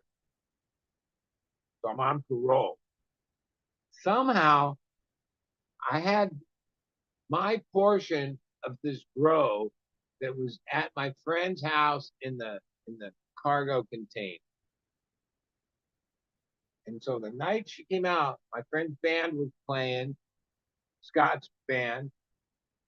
We went there and like this is why I think this might have been like somewhere in that month is when I took my last sip of alcohol. But I used to drink and get fucked up on booze, and that's what my wife liked to do. Like I don't think too many people could outdrink her. She was fucking hardcore, but whatever. So we go out for this first time. And then my friend's band plays over here in Culver, no, El Segundo or wherever it was by the airport. And then we were going to stay. Well, we ended up at my friend Chris's house in Culver City, right? That's where I had this weed in the thing. It was like a pound of weed that was on stems that needed to get trimmed. And we decided like, oh, we were all drunk. Like part of this, I don't even remember, but all right, I know the story from what everyone else said. So yeah, there's an extra room over at his house. He tried to tell us to stay here. You guys are all fucked up, whatever, right? Hey, I had told her when she came up on the train, oh, I'm on parole and blah blah blah. She knew I was like just got out of prison. So, and a lot of what made that decision that night, where okay, so it's like 2:30 in the morning, and like on Sepulveda Boulevard in Culver City, his house is like 4 houses down. There's like a motel, hotel, motel, and so we wanted to go get a room, and then we're like, yeah, we're gonna go get a room. And then somehow I don't even know why, but yeah, I was adamant that I needed to take this weed with me. Probably because I was like, yeah, we'll trim it while we're in this hotel the next day or whatever. Who knows, right? So somehow we're walking to this thing. She had come up for like a few days. It was like 4th of July weekend. She was staying for 3, 4 days. Her backpack thing was pretty heavy. So like I don't know. I guess I think that's what I mean. Bottom line, there's mixed feelings because a couple of her really good friends never forgave me for this, what happened. Because okay, these cops pull up on us, and of course, because when you're on parole, you have to tell the cop you're on parole. Tell them on parole. Okay, now it's a felony stop. It gets they called in for extra guys. And we're like, they're talking to me right here, and one, and they're talking to her one, but I already know there's other guys coming. And somehow I carried her bag, and she's carrying this bag, duffel bag thing that weighed nothing because it had the weed in it. I just remember the one fat cop go, oh, here's the groceries. And I remember looking her right in the eye and then just having this moment, and I took off and like did like a football move, ran across the street, hopped on the greasiest dumpster ever in the back of McDonald's, and like slipped because that like I had a bad bruise on my knee from that. Hopped over this fence and maybe made it 3 houses in, and like buried myself in the bush. Right. Sure enough, they arrested her and took her into custody. And I'm like helicopters, hellified shit, all fucking for hours looking for me, dogs, and I just stayed like buried. I had dirt on me, all this shit. I remember because that was the first time I ever did that. The hardest thing was not breathing hard because they could hear that. I'm trying to control your breathing. They couldn't hear it, right? But then next thing you know, I passed out. I wake up and there's like slug on my face. Like it's fucking morning. and I just basically come out of this bush, go through this person to the side yard, walk out, and then walk over to my friend's house. And then he answers the door like, dude, what the fuck? What did you do last night? The cops came here. That girl you were with, like, he didn't even really remember her name. I knew her name. I had met her. Like, our whole thing is like a weird, like, we like stood next to each other at this other show like a few months earlier, and then ran into each other this other time. But then, like, yeah, it was like destiny. I don't know. It's a weird trip. But yeah, the first night we're together, whatever, she gets arrested and I run. I absconded. That means that you basically don't report for parole or anything. So you're totally wanted, right? Even to the point that for years, they would make these random, like, show ups at my parents' house. Uh, if they had any other known addresses, oh, they would have been at those. But so I'm absconding. That's when, I moved down here and lived at the beach with Sabrina and laid low until, we finally rented and moved on to this 400-acre macadamia ranch, and we started growing, and one thing led to another, and almost monthly, going to bed, I would promise her that, yeah, next week I'm going to turn myself in and, and clear this shit up. Because it would have just been like, well, like it ended up being at a certain point. Well, if I had turned myself in, it probably only would have been 3-month violation. Turned out I had a 6-month violation. 9.5 years later. So I'd already been racing go-karts for like years under her maiden name.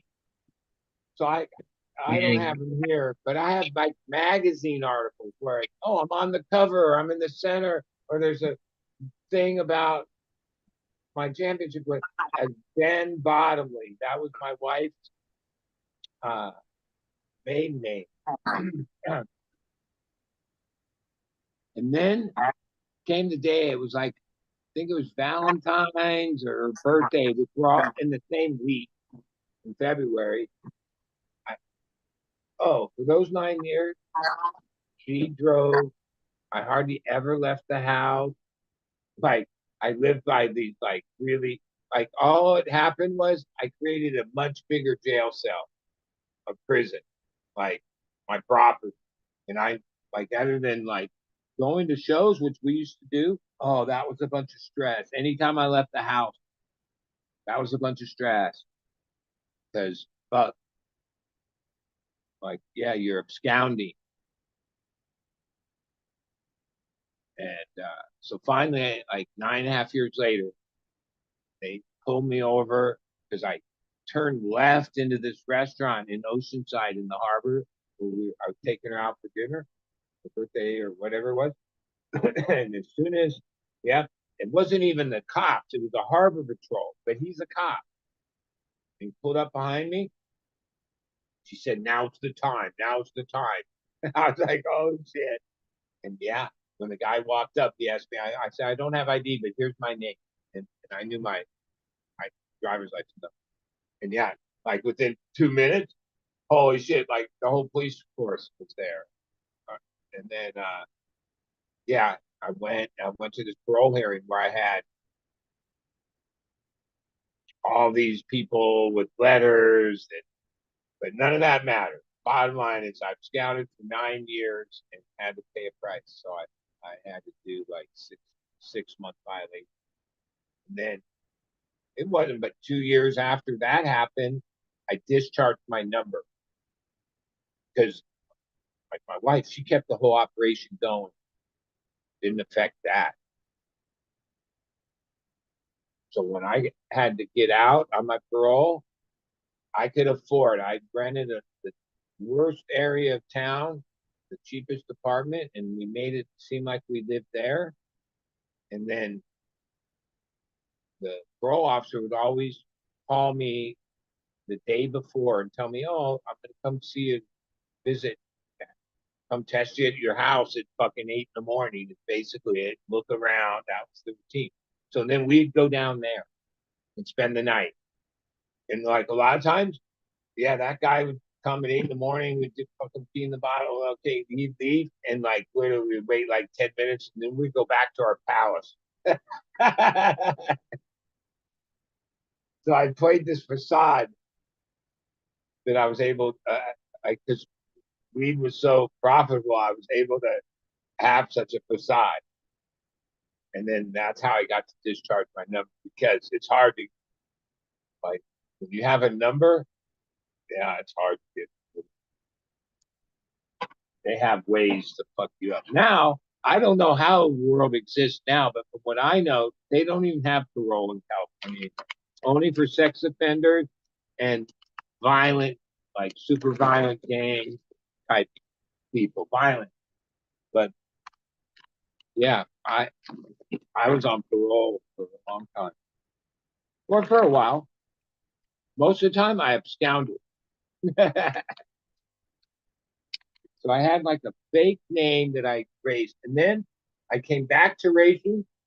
I remember the first race at Moran Raceway where I registered on my real name, and all the people that I knew from the scene came to the pits at different times during the day and be like, "Yeah, wait a minute, now you were this, now you're this. What's the story, dude?"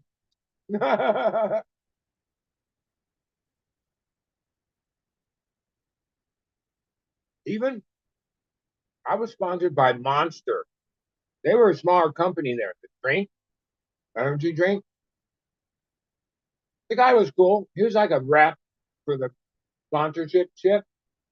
I had to tell him, and he was like, "All right, that's fine." I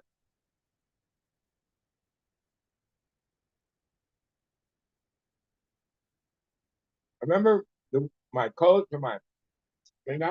He was like, "Yeah, people race under fake names all the time. Like in stock car racing, people made up names to race. It's like actors. You can make up a name."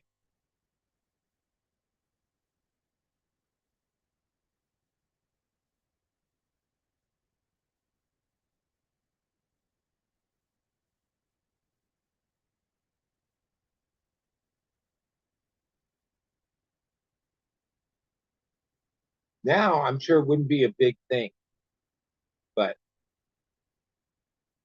I was just a stoner that raced. There were times one race where these two brothers, the one was like neck and neck with me for the championship, and oh, they teamed up that day, but I finished second, and that was like. But then after the race, like I always did, I went to my truck and smoked some weed, and then they had the whatever. Next thing you know, SCUSA's the sanctioning body.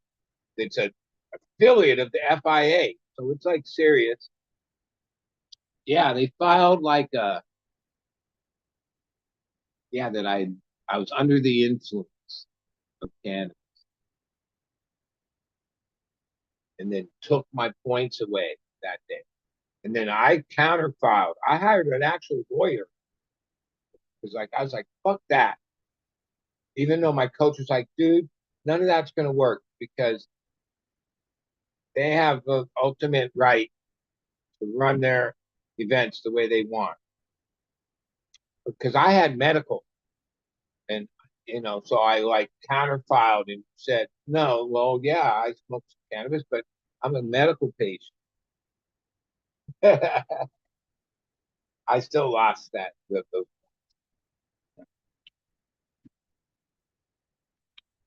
Somewhere I have like this whole book that's all the legal filings, the affidavits, the it was thousands, I don't know, like $7,000-$10,000 I spent on a lawyer to try to get my points for this one race. I got disqualified for being stoned. But I was stoned after the race, but the truth was I was stoned always. I'd get up at 4 or 5 in the morning to head to the track on those days. I'd be smoking weed up until I pull up there.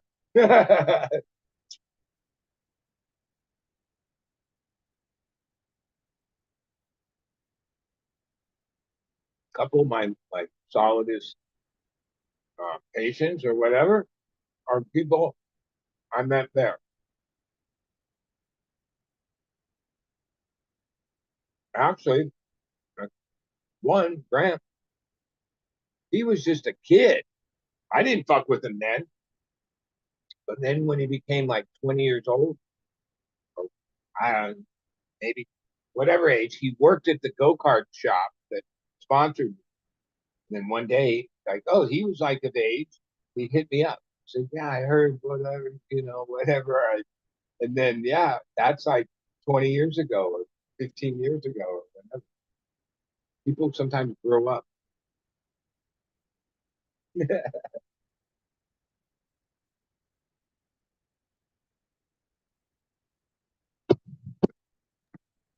Awesome.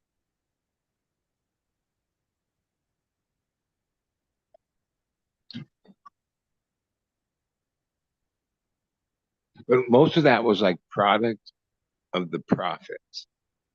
Like that was like the point of it, right?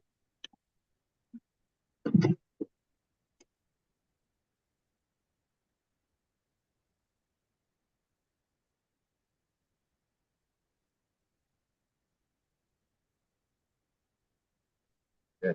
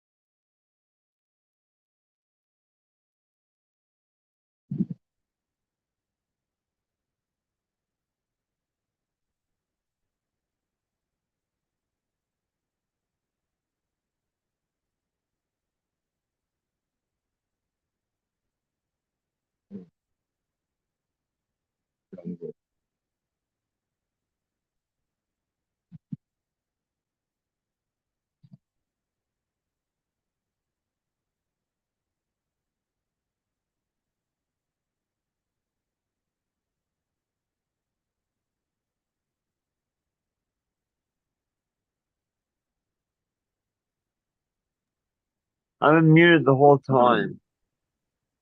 Nice bud there, bud. These plants. Those are the invisible ones.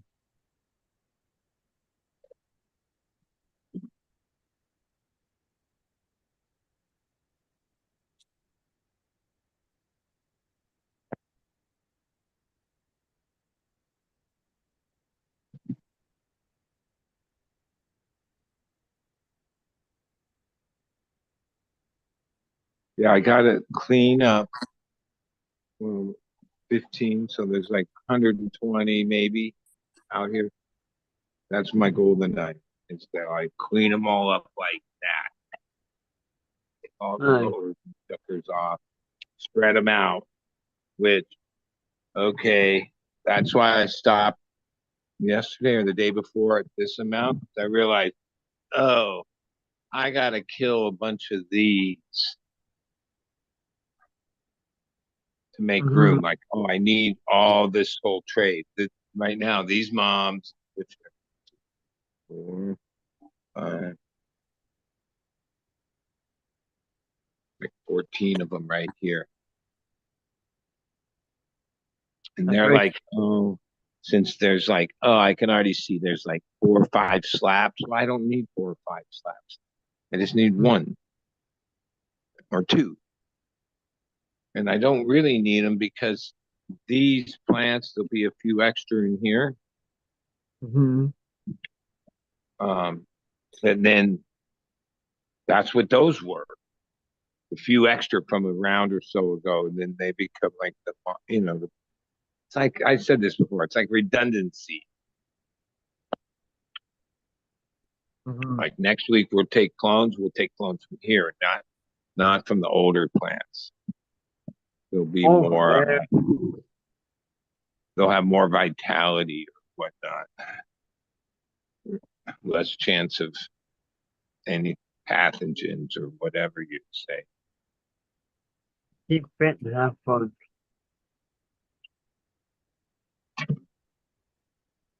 Right on. Yeah, this I don't know. I think I'm pretty much clean of it now. But for a few months or longer, a couple cycles, yeah, I had thrips that, yeah, we were using like Athena IPM, Dr. Zymes, Mhm. sulfur even. Yeah, still had thrips. And then I used the stuff that has spinosad in it. And that was it. Bam, no more thrips. Mhm. The Right. shit from Monterey that has like a spinosad, I think that's how you pronounce it. Mhm. That is effective on thrips. True. For some reason, I thought you said drips. I thought you said drips. Like Thrips or wait. whatever. Yeah. This year they were like, I don't know. They're one of the, I mean, like, oh, if I had spider mites, it would be like a strategy of fucking whole thing. Like, that's detrimental. Thrips, yeah, even with the things that weren't that effective, Dr. Zymes and IPM from Athena, what's the other one? Lost Coast, and and Shopping. they would like go through the whole flowering cycle. Maybe the last couple weeks, you Mhm. would notice a few leaves in the middle lower part, or even up at the top, would have some thrip damage. But it wasn't like, oh, but the batch is all fucked up and there's webs and the plants are being eaten alive. Thrips never. You can kind of grow through them, but ultimately you don't want to have anything. So yeah, I finally used that spinosad shit, and that was the end of the thrips for Mhm. now. It's not like I think like one thing. I just hope. Yeah, no, this place it's been maybe 4 or 5 years since we had any spider mite issue. Powdery mildew sometimes is an issue. Most of that's environmental, and like I say, thrips. Knock on wood. No. And even now that I think I got it handled, What are you doing? I haven't been like on my normal regiment.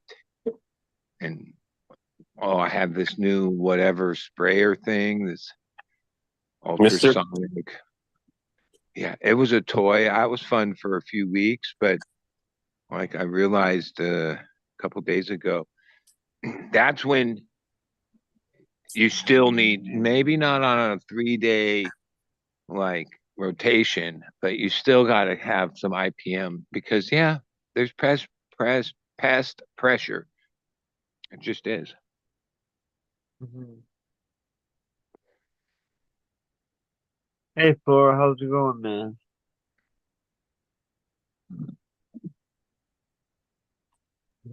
Yo, I'm at Walmart right now.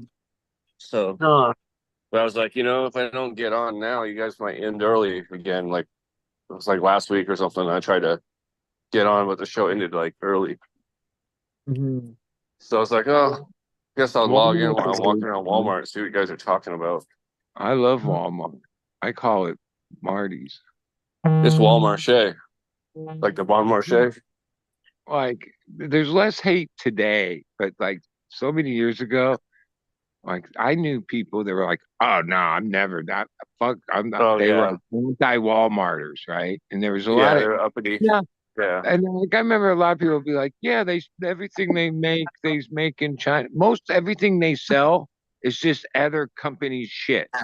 Okay, yeah, yeah, but they have their own line and a few items and shit, but like, wait, the food items. Well, when and it is probably the reason that now 10 years later, Kroger owns all the grocery stores. They're one conglomerate because I can remember when there was only a few what they call superstores, the yeah, grocery store and the Walmart. Now almost every Walmart is a full blown grocery store, right? yeah. This one's full blown grocery store.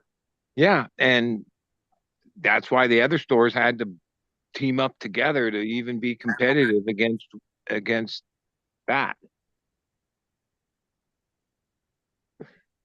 Yeah. Yeah. Well, I mean, there's certain a items lot. you There's get a at the lot of the grocery store a lot that a lot. you don't get at Walmart, though. You know? There's a lot of the same products here you find elsewhere, but I do still shop at a couple of organic stores, Yeah. and Like I've I do never stop at. liked Walmart's fruit or vegetables. It's like, yeah, it's cheap, but it's like not the best looking shit. Never. Oh, their vegetables are terrible typically, but when you're getting like stuff like certain brand names of certain stuff and water, it's like it's fine. Yeah, I don't hate on them. Soda, all the stuff is I can bad. remember when I first started going, and it used to be 24 hours. So me and my wife would Yeah, get an itch at like 10 at night or later and go down to Walmart. And back when, like, yeah, money wasn't shit. I remember having a cart just full of like so much shit, and it only cost me like 100 and some bucks. Where I'd be like, yeah, if I went to anywhere else, that would be like $300. yeah. Well, after COVID, it's $300 everywhere now. Yeah, well, that's the thing of the conglomerate. Like once they eliminate all the competition, then they don't have to compete. Like the fact, I mean, I've been, and now there is an antitrust against Live Nation and Ticketmaster from the Justice Department, but like it ain't gonna Yeah, go nowhere. Probably settle with some fine. The next thing you know, if you bought tickets from this period to this period, you can apply and get some fucking like $1.85 refund or some bullshit, right? Life goes on. But the one that I think, and yeah, neither political, no, no, is that I don't know if it's all over the country, but in California, there's only one grocery store. They own all the grocery stores. well, it's pretty much we got It used Stater to be Brothers and Vons, and we got Walmart. Albertsons, Kroger, Oh, all those are Food Kroger stores. Lion, Yeah, all them. Oh, Kroger owns all of them. yeah. The Now, only store that we really have, buddy, is Stater Brothers. That's an actual California store. yeah, and You know. and yeah, it's kind of funny. The Slater brothers, you bring that up. Like 2 years ago, I had this like a shipping thing happen, uh, it, and we won't get into detail. But I was like, oh well, yeah, probably your happened on your side, right? Because the box came. And he took like pictures and showed me. It got tampered with from within the post office, right? They removed the contents and then put in one full one and like 2/3 of another bottle of water that was the exact same weight as what the box was supposed to weigh, right? Which That's was like, crazy. wow, they really had like they were really thinking here, right? Yeah. And then a couple days after saying, yeah, it had to happen on your side, you bum bug, Hey, don't do that. uh, Don't uh, climb. post office or whatever. And then the guy sent me a picture and it had the Slater Brothers water, right? And then he typed, Slater Brothers is only sold in California. Vader Brothers, yeah. So it happened at this on this side, right? Yeah. And like I even that plus my one homie went to high school with a guy that's on the postal whatever. He's a postal cop, whatever. A And postal cop. A mail cop. yeah, like they have a whole different division within the thing called whatever. But it's been a couple years since homeboy like had lunch with his buddy and talked about all this shit. That guy says that like for the most part, their resources are spent investigating postal workers that Their own workers. yeah, whether they're stealing money orders, things, other expensive items, whatever. Okay, there's like that's like a known thing within the post office, and they investigate, and, go after their employees that cross the line, and then Yeah. unless it has like a warrant or oh, there's certain things with certain powders and substances, right? Hmm. But weed, he says, for the most part, they just like they come across it, it gets in the and it just gets destroyed. Like they don't even there's not like and that wasn't the way it always was. No, they used to send you a letter in the mail. Yeah, A sometimes scary they letter. send you the letter, and if you're dumb enough to go there, well, I think California just changed the thing that now you can't ship any of this CBD weed or THCA. But that was all legal, and if you could show that that's what it is, well, then it can be sent in the mail. Yeah. Like Yeah, all that stuff that was derived from Delta 8. like the one thing like I like about Canada legal thing, the only thing I don't know much about it, but I know one thing.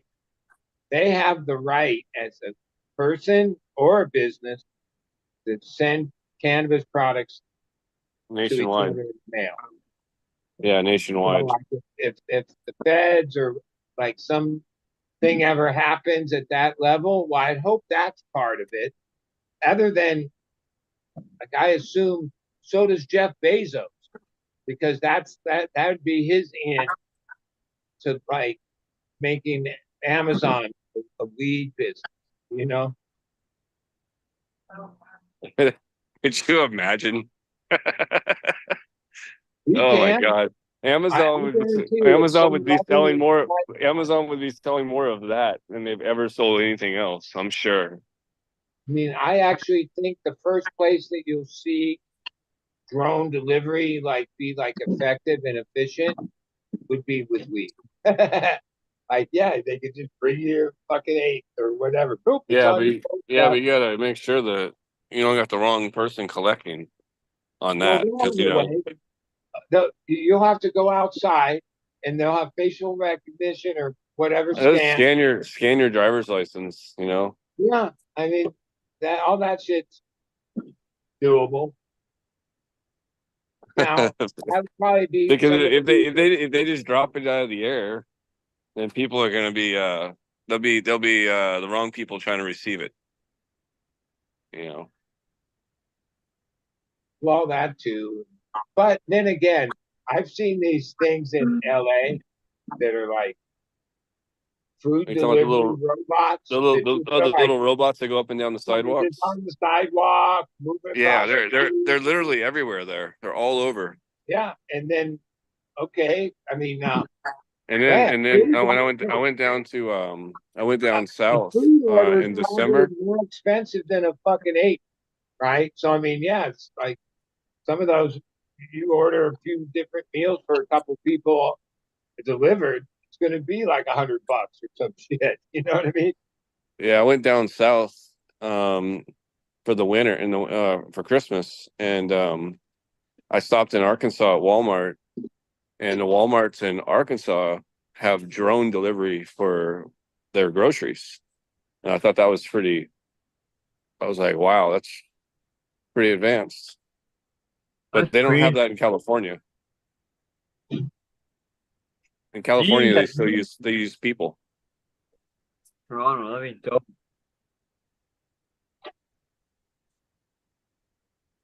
But it's kind of cool. You order your food and it gets dropped on your porch by a drone. I seen a video a long time ago where someone ordered a some delivery. They ordered some food to be delivered to their house, and the order was so big that they only could deliver half the order or something to the people by drone, and then they had to drive the other half to the people. So they both showed up pretty much at the same time, the drone and the delivery guy. Oh yeah. It's crazy. Mhm. Yeah. But like, I think that Look at yeah, this tax. our Pretty whole cool. human condition and existence globally is in jeopardy. With you know, uh, our country especially got. I think if something that would be simple and would have big effects and make things better for people would be to break up the conglomerates. Like we already have the laws. Like these aren't like we don't have to change. Well, I don't know why they're not being enforced, but like antitrust and monopolies and conglomerates, yeah, that's not capitalism at a certain point. Like the whole idea of capitalism is the competition, you know, and fair competition. And when Are you done? conglomerates become the thing, which now like I don't know of a single industry that isn't controlled by some huge conglomerate or two. It's they seem to enforce it when it comes to tech though, like big tech companies, right? But Yeah. they don't seem to but it seems like it's Microsoft that's, hiring their own lawyers to Or push it Apple. because they don't want to they want a competitive edge. It's not like the government coming down on them. Well, I mean, and some of that's pretty obvious. Like if something's preloaded, well, that's unfair. More Whatever. people are going to use it. Like if you buy a phone and it has a program on there, you're more likely to use that program than to download another one that does the same thing that might cost money. If the free one's doing, if the free one that comes with it does everything you want to do, then yeah, I think that is sort of I wouldn't say a monopoly, but it's definitely some Well, strange business. yeah, and the stranglehold those companies have and the power and money and influence, yeah, even if there was some movement and some politician was championing that yeah, no, that you're going up against something so powerful at this point. Like like Use that. like when they made Pacific or what, Ma Bell or whatever, they broke up the phone companies, Oh yeah, right? they broke up Right. Ma They Bell and broke up Standard Southern Oil Bell. and that. They went after some people in history. Yeah, Those people and the size of what they were doing, it was minuscule compared to the size of these conglomerates today. yeah. Like they're massive. Like even Bear. Oh yeah, And some of this is, those I places always don't. wonder, like, how does one company that is like just a middle That'd be player in better to start things with. gets designated as the mothership company and then goes in like a decade from just being like, oh, a decent sized company to being that owns all everything.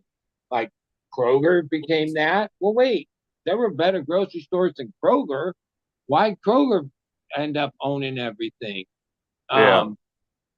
Uh, when it came to a whole bunch of things, it's like, yeah, why is that like Bear?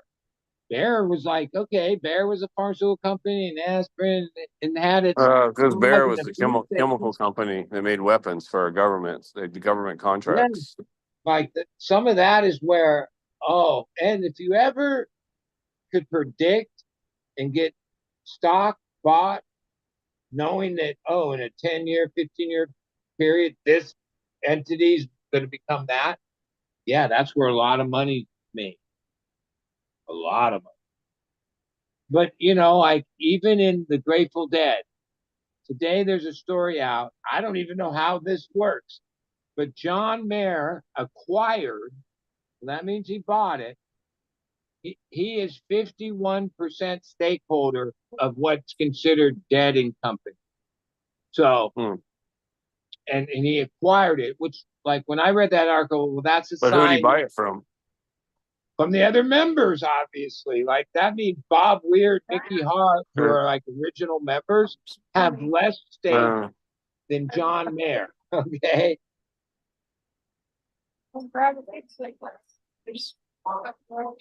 He alternate meat. offered them X amount of money and they said, yeah, give it up. Yeah, I'm old. I'll take the money. Hmm. But like that's that same kind of concept. Like, what do you mean? One guy owns 51% of it. But who did he buy it from? The other band members or something, Yeah. or Well, who, or some other did they have were they stakeholders. on a record There's label this or guy were they named not? Herzog. And Herzog's like a promoter guy. Oh, he's his career, he's been big time. Like he was like he he was the manager way back of the Eagles, right? But then over the decades, he's this like deal maker in the music game. Yeah, I'm sure he's got a piece of it, and there's some other people that have pieces of it, and the band members, right? But but like this story came out today, but 2 weeks ago, the story came out that, yeah, no one has the numbers, but it's fact. They signed a 3-year deal with the Spear, like 3 more years. So, because when you really look at a place like the Spear, like, okay, How much is that to? the Dead ends tonight, 30 shows over 3 months. The, the Eagles start in a week or so. They do 2 shows for a couple weeks, right? And the difference in the Eagles is how many of the crowd are going to go Friday night and then again on Saturday night and then again and again.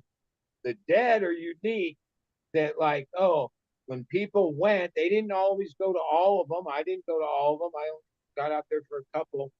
Uh, uh, you go to all three, right? Mm-hmm. And yeah, the last 2 weeks that they added, they lowered the prices like 25%. But the first 12 weeks of it, yeah, it was $300 for the cheap seats and $400 for the better seats And that's in the Sphere. in the Spear. The Spear's That's always going to I cost think that's you. I think that's worth it though, because there's a lot of shows that are like $1,000 or more in there.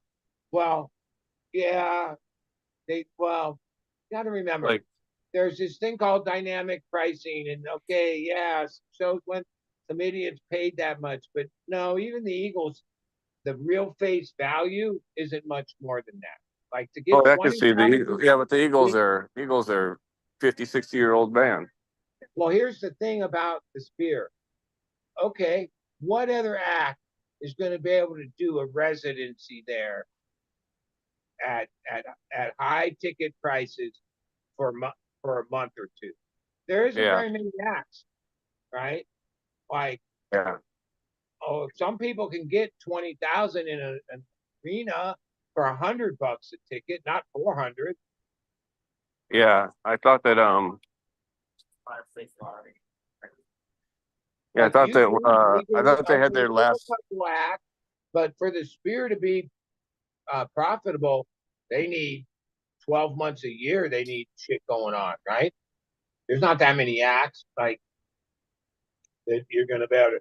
Like, I guess there's some acts that are too big for it. Like, I imagine if Taylor Swift played there, then the tickets would be like thousands because she can sell out 100,000 person place like that. This is only 18,000. Yeah. No, it was what was the name of that group you wanted to see? The Spear? Oh, animal, animal. Anima. It's like $1,000 a ticket. Yeah, well, they're trying out different things. I mean, there's actually an EDM thing going on there during That's New what Year. that's what this is. What I'm talking about. Yeah, It's like I mean, I guess because $500 and up a ticket. yeah, to build a venue that is very Pacific, and it doesn't have sports going on, doesn't have anything else. That has show, it's a concert place for the most part. I mean, there's a couple other. I guess You Dana want White's going to do a try UFC something? fight there, but like, I don't know. Is that even that's like it's going to be weird? There's gonna be a UFC there, you said? Yeah. Oh, it's already like it's a done deal. I don't know which one when, but yeah. Dana said it's a deal, and Spears said it's a deal. That just seems sort of strange. A strange event for that, but I guess. Well, yeah. I mean, look, the first day I was inside the Spear, I realized I've been going to concerts since I was 15 years old. There are some cool theaters. Most of them are small and super nice because they're acoustic and all this, but they're small. But other than that, everywhere I've ever seen a show is pretty much a sporting event place until they started having the sheds, we call them, where like most of it is on old landfills. They build like a amphitheater, they call it, whatever. It's a shed. Um, Mhm. and those are in decline, meaning, oh, there was a trend where, yeah, there's fucking 1,000 sheds across the country, and a lot of them have already shut down because, Yeah, the one yeah, that I used to like going to, I saw good concerts at was the Gorge at the George at the Gorge. yeah. Well, Like that tonight, that was always really good shows on the Columbia River in Washington. all my friends are at the Gorge tonight because tonight was the Outlaw Festival, but it had Billy Strings, Bob Dylan, and Willie Nelson as the main acts. And it's the only show of the Outlaw tour, which is Willie and Bob Dylan are the headliners, and Mellencamp. The night I went down here was Mellencamp. One show of the whole tour is with Billy Strings, and that was tonight. Yeah. Oh wow. At the gorge. And what makes the gorge like I just couldn't get up there. I should have went. My other friends went. It's like one of the last and maybe the only venue that literally, yeah, you could have got there last night and can't parked and paid and oh, you Damn. definitely can stay tonight and get Yeah. party after the show and leave tomorrow in the morning or whenever camp. Yeah, you can't do that anywhere else. And so that most other places, yeah, after about 45 minutes after the show, they're clearing the lot, you know. You, you can't stay here, even though there's another show the next night. Like Yeah. that's like what kind of made Grateful Dead was some of it was pre the police state that we have now. So like we overwhelmed them. But like, yeah, most of the time the Dead had like 2, 3 night runs at arenas across the whole country. And yeah, once Deadheads came the first night, they weren't leaving until it was all over. And you couldn't clear the lot or they didn't some of the years they didn't even try. But then a lot of it was like remembering why we lost so many venues and couldn't go back and all that. I used to say, there's a saying like, oh, if you give them an inch, they'll take a mile. And Yeah. that's how deadheads are, or that's how humans are. Like even EDM shows or cool festivals. A lot of times they're cool for a couple years, and then all of a sudden, because Yahoo X, Y, and Z fucked it off last year, now there's all these rules next year. Or they can't get insurance, or it's just they don't do it anymore. A lot of times, like the most epic festivals, it was like in the first year or two of their existence, and then they gradually decline. Peaceful. Yeah. I'm in the checkout line right now. But the gorge, like even my one friend, like on his post said, yeah, he took a 3 hour flight and then a 2.5 hour drive from Seattle airport, whatever, to get to the gorge. So it's out there a ways. Oh, it's out in the middle of nowhere on I-90. Yeah, well, that's why they can still do the things they do there. Yeah. Yeah, I saw like Roger Waters there back in like 2000, 2001. And it was real windy that day. And so he was having a hard time. He likes to use his projections on the big screens back then. And it was the screen was just, it was like blowing around and like he just couldn't do it. So he's like, oh, we're going to try something new. And so he decided to project it onto the river.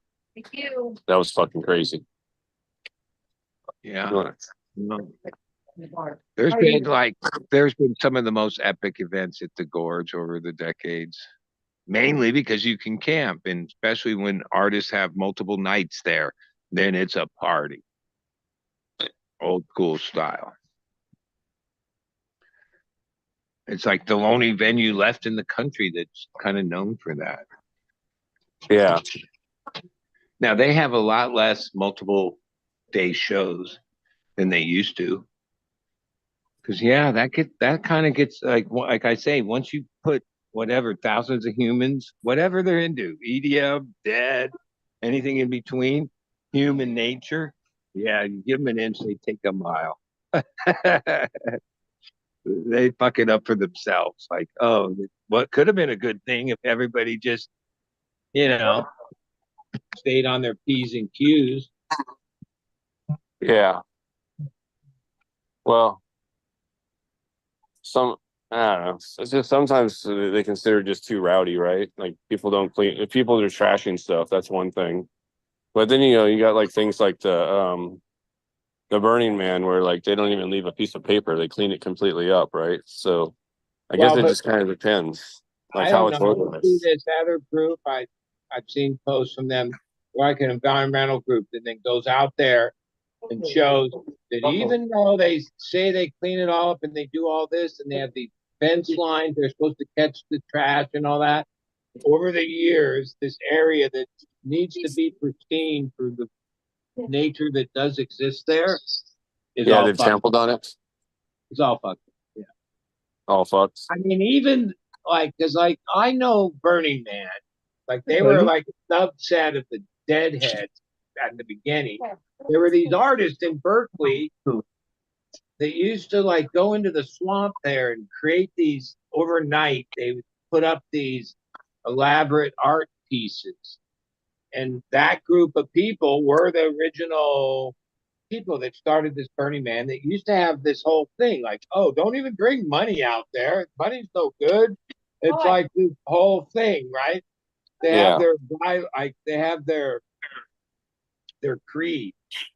Other than it's run by Live Nation now, and they charge like $1,000 or more per ticket, and it's nothing like all the things that it was built on. It's long since left bent there. And a few of the old timers, they got old too. When that change happened, they had nothing to do with it. They were against it and said that. But yeah, because I heard it got sold, and then like Dr. Dre invested like a ton of money into it. Well, yes, it was last year. Like, time goes by. But my friend Robbie went for the first time. He had all this hookups and all this shit. Yeah, that was the year that it like flooded so bad. It was like a mud pit. They all were stuck there. That like we forgot about that, but that was gnarly, and people were like fucked up over that. Like yeah, Yeah. that was a mess because it rained more than like ever or in 100 years on this place. It just flooded and became like mud soup.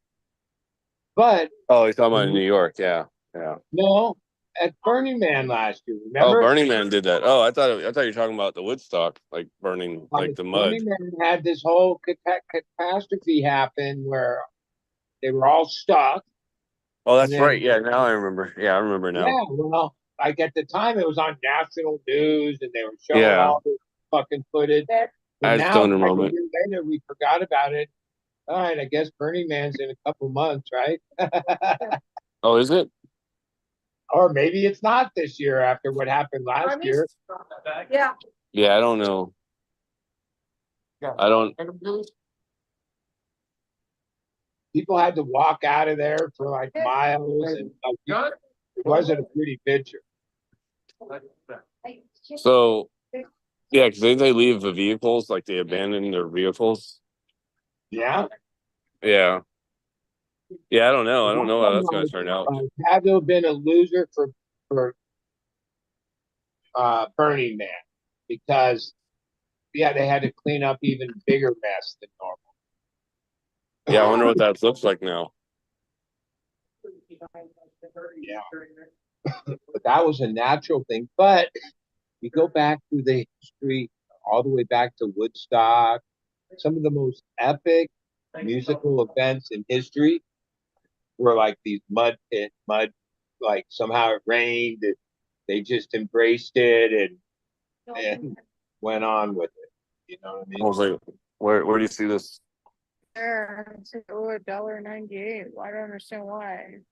change due $1.98?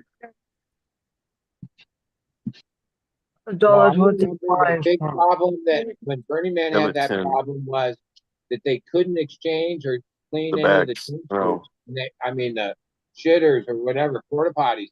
And they had like 10,000 fucking porta potties out there for all these people that basically became a big those cheap problem. wave $1.98. Nothing's due. Yeah, I had to pay $1.98. Oh, you did for what? Hmm. $1.25 pop. I don't know. Didn't like one of the stores completely just go bankrupt and shut down all the stores? One of them. The 99-cent store did 99-cent or only. Yeah. Oh, that shit was good while it lasted. I used to go in there and That get was a big. And that was hamburgers a big one. a That was couple like of the biggest things. of all the dollar stores. But I remember when the price changed to $1.25, and then I was like, yeah, that ain't Oh, the even Dollar like, Tree. Yeah. that was worth $1, but it ain't worth $1.25. Yeah, you're talking about the Dollar Tree. That Yeah. happened at. Well, there was a but like that was like a thing. Like I think that's like the dollar store thing is kind of fake. Like that business model's kind of shrunk up. Oh, that business model's done. Like Dollar Tree's talking about they said they're gonna stuff it's up to $7. So they should change their name to the $7 store. Mm. How are you gonna call yourself Dollar Tree and nothing's a dollar? Yeah. Well, yeah, there were I remember there were some weird things you could get there. Even the one in my town, it was kind of seasonal, but they had like this little garden section. Now, most of it would be like such junk that if you bought that little trowel, that thing is gonna fucking break. It ain't even Oh. right for $1. But they would have like flower seeds and herb seeds, and then they also sold like little containers, like different size plastic pots, smalls. Uh, they had like a little like they were cashing in on the dollar store uh, because I've been going there for years. They never used to have any kind of garden shit there. Then the last few years, the one I used to go to, Oh yeah, they're the dollar 99 cent only. They have tons of garden stuff. yeah. Now most of it Yeah. was pretty much junk, but some of Pretty it was much junk, but I would buy like the dollar scissors. The only thing is like the spring was really tight on those. So it's kind of, you don't really want a tight spring when you got a lot to cut. Yeah, like certain tools and certain items you get what you pay for. And But scissors, like I get steaks there. I gotten saucers there before. yeah, they Little had starter stuff like pots for that. seeds. Yeah. There were some good deals. Like when I was sprouting all these seeds, they had like you get 6 of them or whatever, but they were like kind of like a lot of people use those cups that we drink out of, 16-ounce Yeah, plastic solo cups, cups. solo cups. But oh, they had all kinds of different shapes, sizes of those. Cheap, like to me. Well, I mean, even if you only got 6 for $1, it's like 20 What cents do you each. have, French fries in What- here? No, 2 tacos. I'm thankful. All right. Well, I gotta drive home now, so I don't know if you guys are gonna be on in a little bit or not. But it takes me like 30 minutes to about 30 minutes from this spot to get home. True. So, Why do you stay on? I guess I could stay on, but technically, I'm not supposed to have the moving stuff. Yeah, I guess I was trying to stay on for a little bit. I was put my phone somewhere else, so it's like not seeing so much. That's what I'll do. I'll just put it down here. I can stay talking. All right, go ahead. Hello.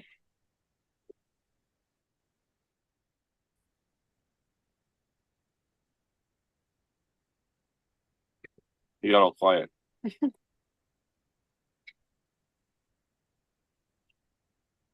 Silence is a killer.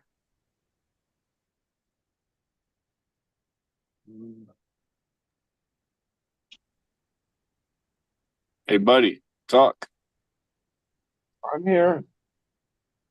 You got silent. Well, I talked a lot. I know. He's like, I did my work. I don't want to talk anymore. That's hilarious. Yeah. Bed. Everyone here. It's like, because like if I try to talk about something, most likely it'll be like some negative gripe about how fucking legal cannabis is, shit like that. Yeah, which we do talk about that subject a lot, and Well, I think like the positive is like not have. I mean, there's some positives of it, right? Like you don't have to like, like well, people don't have to call like the flaky weed guy and wait like multiple hours to try to get like an eighth. Spending all day trying to get an eighth, calling everywhere and flaky weed guy fucking finally gets back to you at 10 o'clock at night. You've been trying to get it since 10 o'clock in the morning. There's no more of that, so that's a positive. You don't have to like go out in the alley and try to buy it, or random street person, or try to get it in a bar.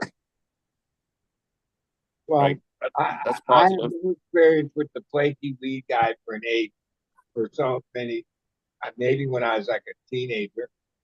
Yeah, But I had a I know hookup too, but I'm myself, saying, but the average person doesn't. I'm like, it don't matter what.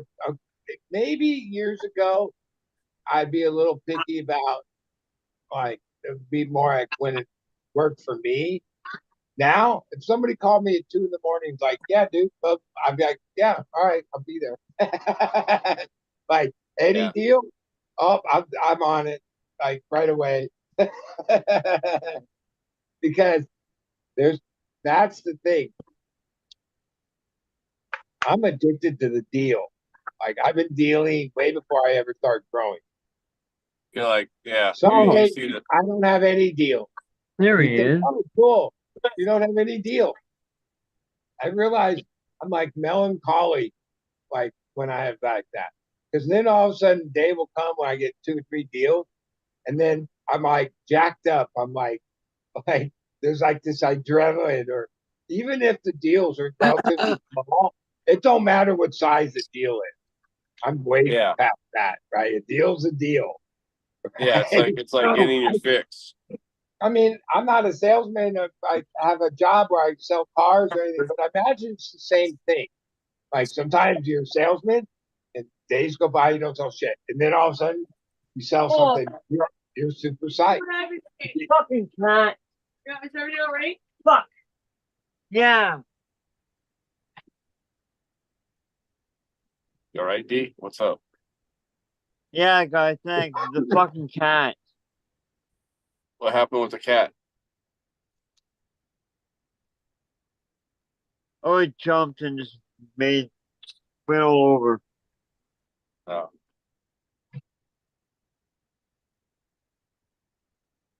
I like the costume. That's dead, Joe. Yeah, I got cats myself, and my fear is them jumping onto a dab rig. I don't want them doing that. So I always try to keep that far away from them. Like the dog knew. Like the dog was like, yeah, I'm not supposed to go around that. Like it knew. But the cat will jump into a fire. They're just not as smart as dogs, in my opinion. Cats are pretty smart. They can be smart, but they'll jump into a fire. Dog won't jump into a fire. Cats won't jump in the fire either because they'll sense the heat. You know what? Like I've had cats. I mainly have dogs, but I know cats. No way, Yeah. cats are smarter than fucking dogs when it comes to like pure instincts and shit, especially survival ones. And, Oh, like, they're smarter in some ways, but yeah, because dog is more dependent on a human for the most part. Cats are Yeah. not dependent on humans. But cat is True. like, fuck you, doesn't want to, yeah, doesn't not as dependent. But at the same time, like dogs have survival instincts too, you know? Like they were wolves at one time. the dogs are also like do like kind of you know even there's some really smart dogs and smarter breeds than others, but Yeah. cats, oh no, cats, I don't know. It's hard. Like dog expresses itself more. Cats, it's hard to really know like what the fuck are they thinking. But I imagine cats pretty damn smart. I'm sure they're smart, but there's certain things like a lot of times like cats won't you call them, they won't even come. A dog will come, right?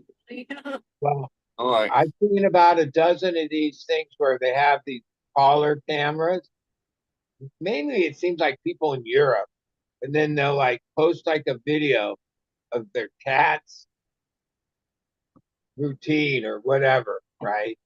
Like, that's and clever. then all of a sudden you'll see, yeah, the cat's walking off around the car here, and then then all of a sudden it jumps up and climbs like 3 stories straight up on the fucking pole, and then is up there trying to get a bird, and like like holy shit, cats do some crazy like when you have Cats do some crazy these shit. cameras. I don't know if you've ever seen one of these videos that like uh yeah, like in a couple minutes they're like all over the fucking place and doing death defying maneuvers.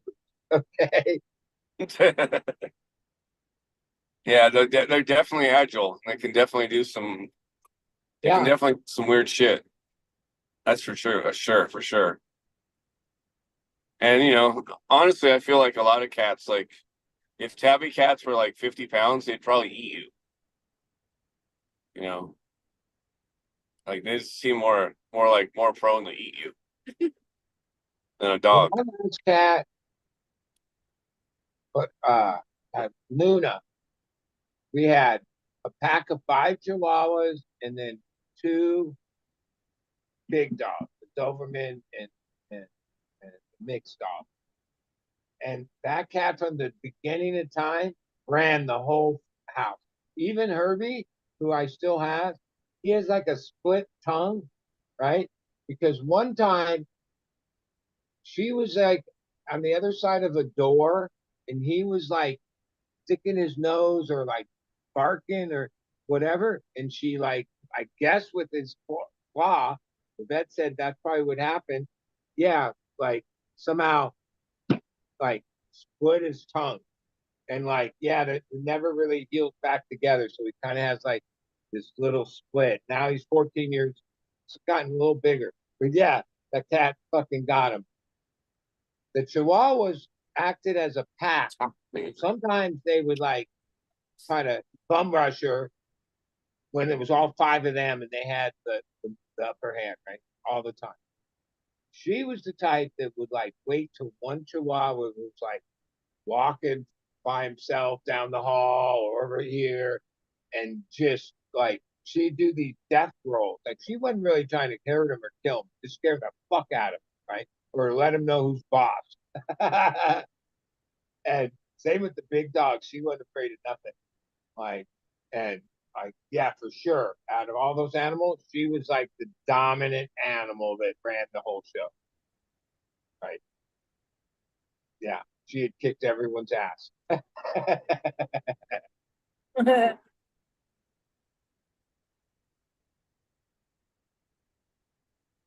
Right on. Yeah. I'm going changing towns right now. So it's got dark.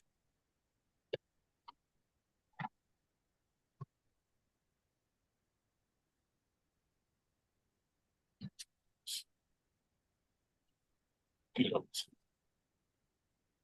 60. The hell's that person doing?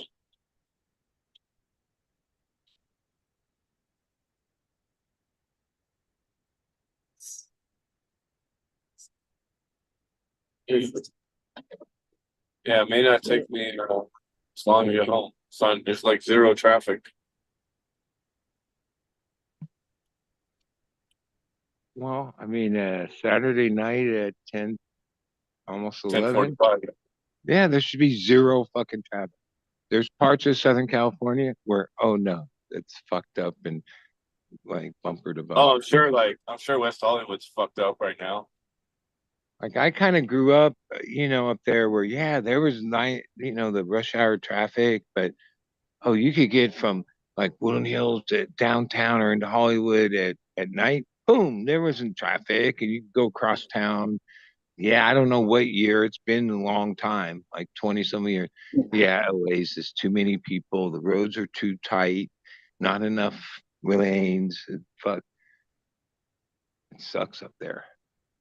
Every time they add lanes in LA, they need to add more. You know, it seems like it's never enough. Well, it's I basic mean, numbers. there's 15 lane fucking I-5. I mean, come on. How many more Over lanes? by, over by me, like, and yeah, I've lived down here 25 years. So 25 years ago, Temecula was nothing compared to what it is now. And the city engineers and the people that laid out the four exits of the freeway that consist of Temecula on the 15, and the streets that leads to had no clue that it was going to get as big as it did, because probably right now, going northbound, for sure, once you get over the hill where the checkpoint is and go down into Temecula where the four exits are, it's backed up because there's too many people in Temecula for the amount of exits and this shit, right? During the day, oh, as soon as you get to the 215, which is only like 4 miles, oh, it opens right up and fuck, there's no traffic and you're on your way to LA. Well, But nobody's over going the through years, this 15. little four fucking exits of Temecula backs up the fucking freeway at times during rush hour, all the way back to Escondido, right? And once you get past Temecula, Marietta, whatever, 215 split, and the 15, it opens up and it's like, what happened to all these people that were like bumper to bumper going 2 miles an hour or less? Yeah. Yeah, it's weird. They suck. It's like they Well, all get off at a certain exit or something. then they have like plenty of fucking room in the middle to add like four more lanes on each side. We're like, yeah, okay, obviously, where's the tax dollar? If I lived and paid property taxes for those houses and the people that live there, I would be at the city council fucking going, yeah, this is ridiculous. Like I spend like an hour and a half in this one little fucking traffic jam to just go 4 miles. It's the stupidest thing ever. And it used to just it started where it was just at rush hour. Oh no, the worst time is like noon. Yeah, imagine working somewhere down there, right? And you want to go get lunch, and you only have like a half hour to get your lunch. Like you can't do it. Somewhere like 30 years ago, there was some guy that had all the credentials that they hired to like approve and lay out the grid, the streets, right? Yeah, well, they didn't lay it out good, and one, and most likely that guy who's probably retired now is saying, yeah, well, they were telling us to have estimates for a city of whatever thousand people. We didn't know they were going to build fucking 90 million fucking houses and have this many people here. Yeah. That's the deal. And yeah, a lot of those houses, yeah, I remember when they first were coming out with them and they were these giant fucking houses. What bugged me about them was these are these kind of houses that are like big, but like They take all the literally ones where like not there's no even a yard to foot take up every away inch of the property. from the house next to you. It's not even a side yard. You know what I That's mean? what I'm I'm like, saying. Like they'll take like the whole quarter acre and they'll take every inch of it to build the house. They won't leave any yeah, yard. that to me seems uncomfortable. But uh yeah, that they were like a certain price. I used to drive through there to go to Beaumont to race and practice like so much. And there was all these signs, and there was another housing track, another one. You saw it for years. Yeah, and those are like worth all. Like it's not. I remember when they first attracted people to Temecula. It was like, yeah, it's cheap and this and that. Look, it ain't cheap there anymore, dude. Those are like million dollar houses out there.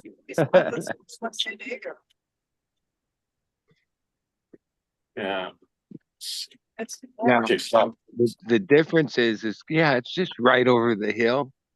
I could be in Temecula and have much more choice of shopping, but like if it's like 85 here, it's like 105 there.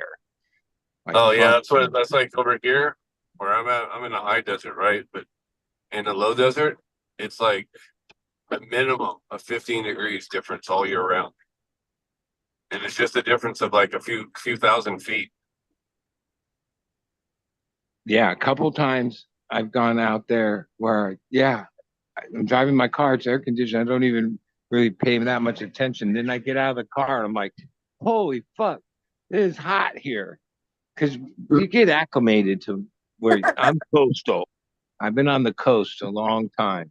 So, oh, we have a lot of humidity. That's what's more uncomfortable. I take warmer degrees and less humidity. Yeah, it was like 108 today. It was pretty hot.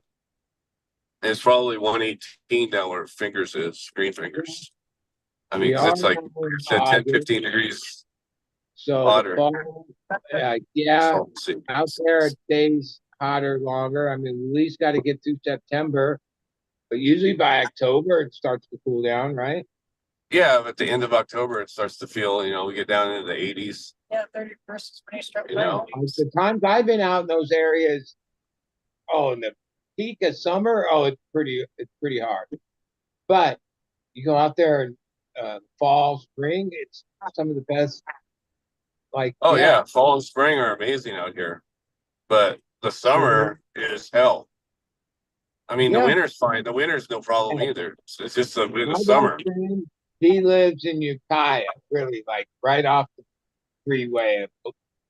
Bam, you're at his pack. And for the last couple of years, yeah, dude, like he's calling me and saying he's overdoing whatever, and it's like 108 and 100 and this and 100 and that and 100 and this, and like for months up there. I'm like, what? You live way the fuck up there, and it's that hot? I guess it's not that hot. Like it's like anything.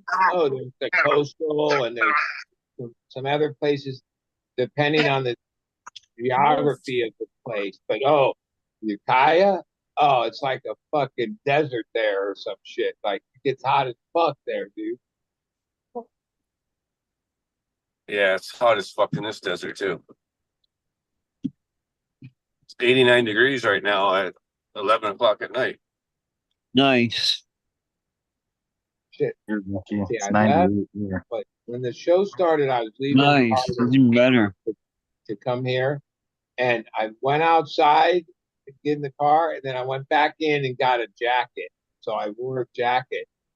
Like I haven't felt like needing a jacket in the last couple of weeks or maybe longer, but tonight I did.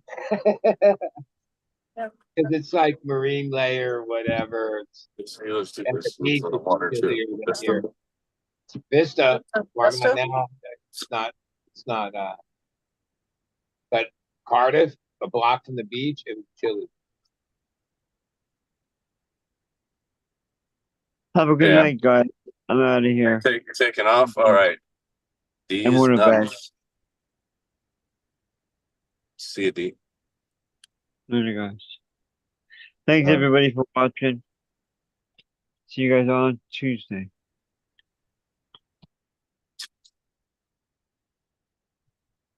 Just the three of us. Down.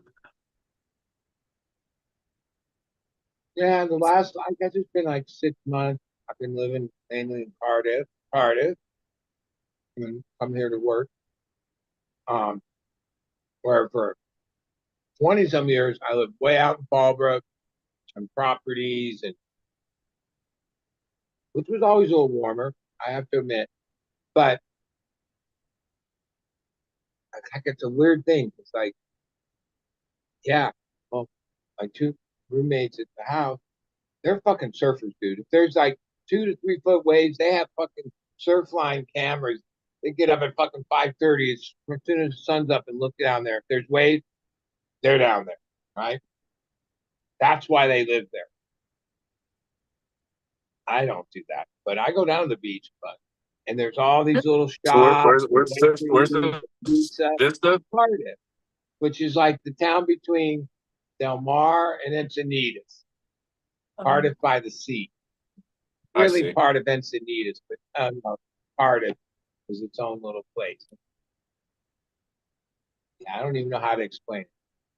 Part of it goes all the way back to when me and my wife were living in Lucadia and Encinitas for over a year when we were first together. That's where she was from. We lived on D Street in Encinitas. That's like 4 streets up from the beach. But it was a whole different world. People like us could afford these little spots. They weren't the nicest spots, but oh, you were 4 blocks from the beach. Oh, that's all changed. Like one, property values, and even in Cardiff, and like how like a friend that surfs is like, yeah, the lineup up there is full of all these tech guys. They're like got it. They're not even like really surfers, but okay, everyone can surf. But yeah, they moved down here after COVID because yeah, I guess you could live anywhere and still work wherever. Yeah. And bought these like fuck. Bottom line is it's like this weird uppity, it's almost like this weird movie where you enter into this bubble where the majority of people, and not only is it those people, there's a huge market of Airbnbs. So especially during the summer months, there's like tourist people, right, mixed in there. This little community, like they're uppity, obviously. But what I realize is no, like they're always out walking their dog, exercising, congregating at these spots down in the little community area where they have all these bars and coffee and pizza and all the shit.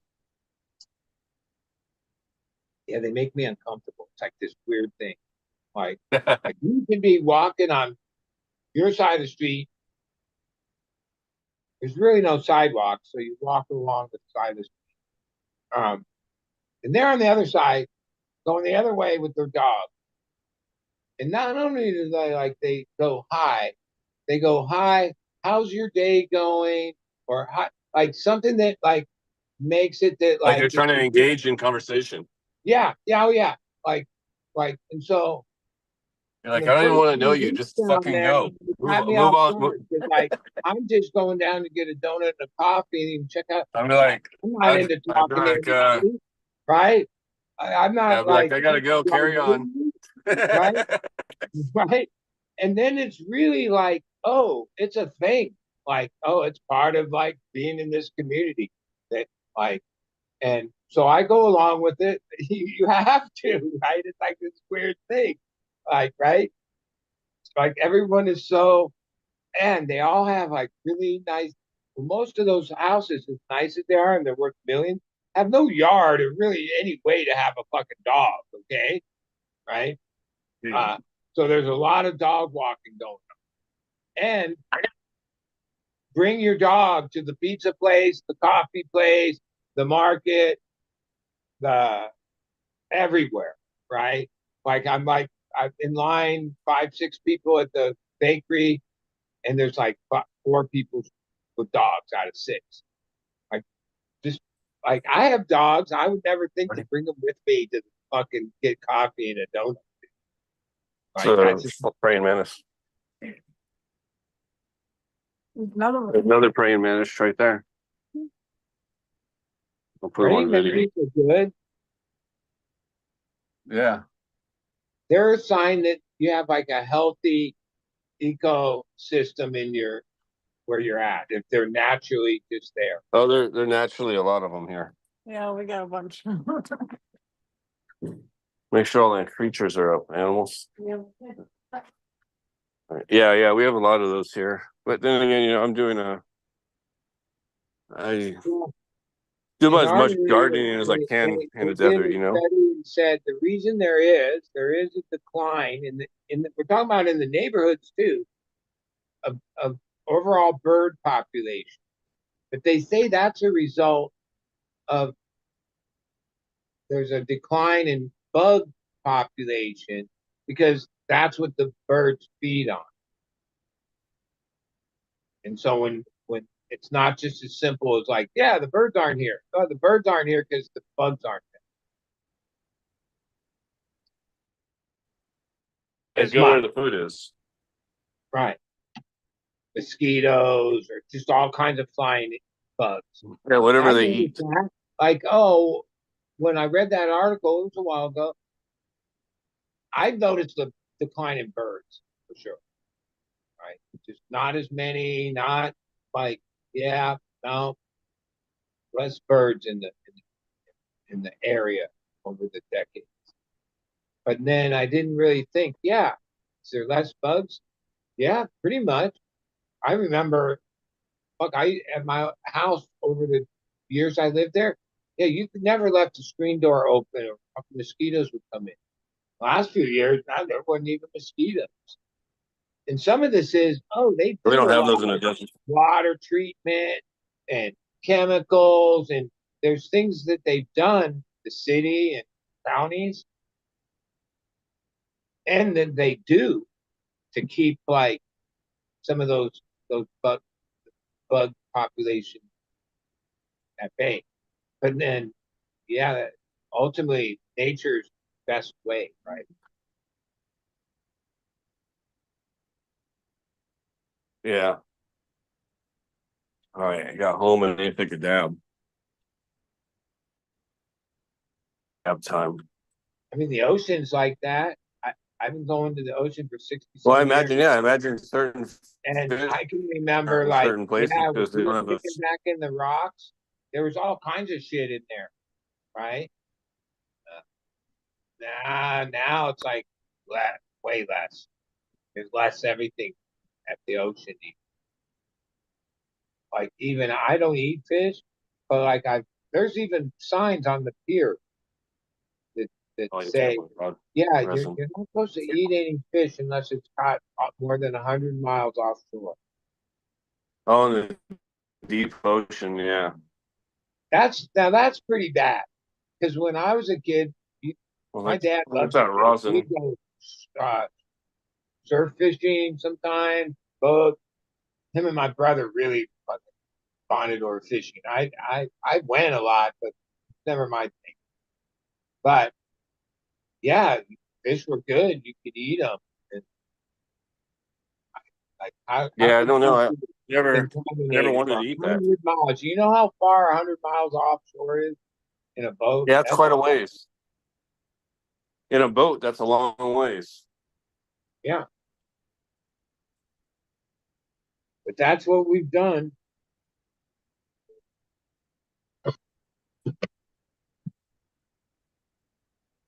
What else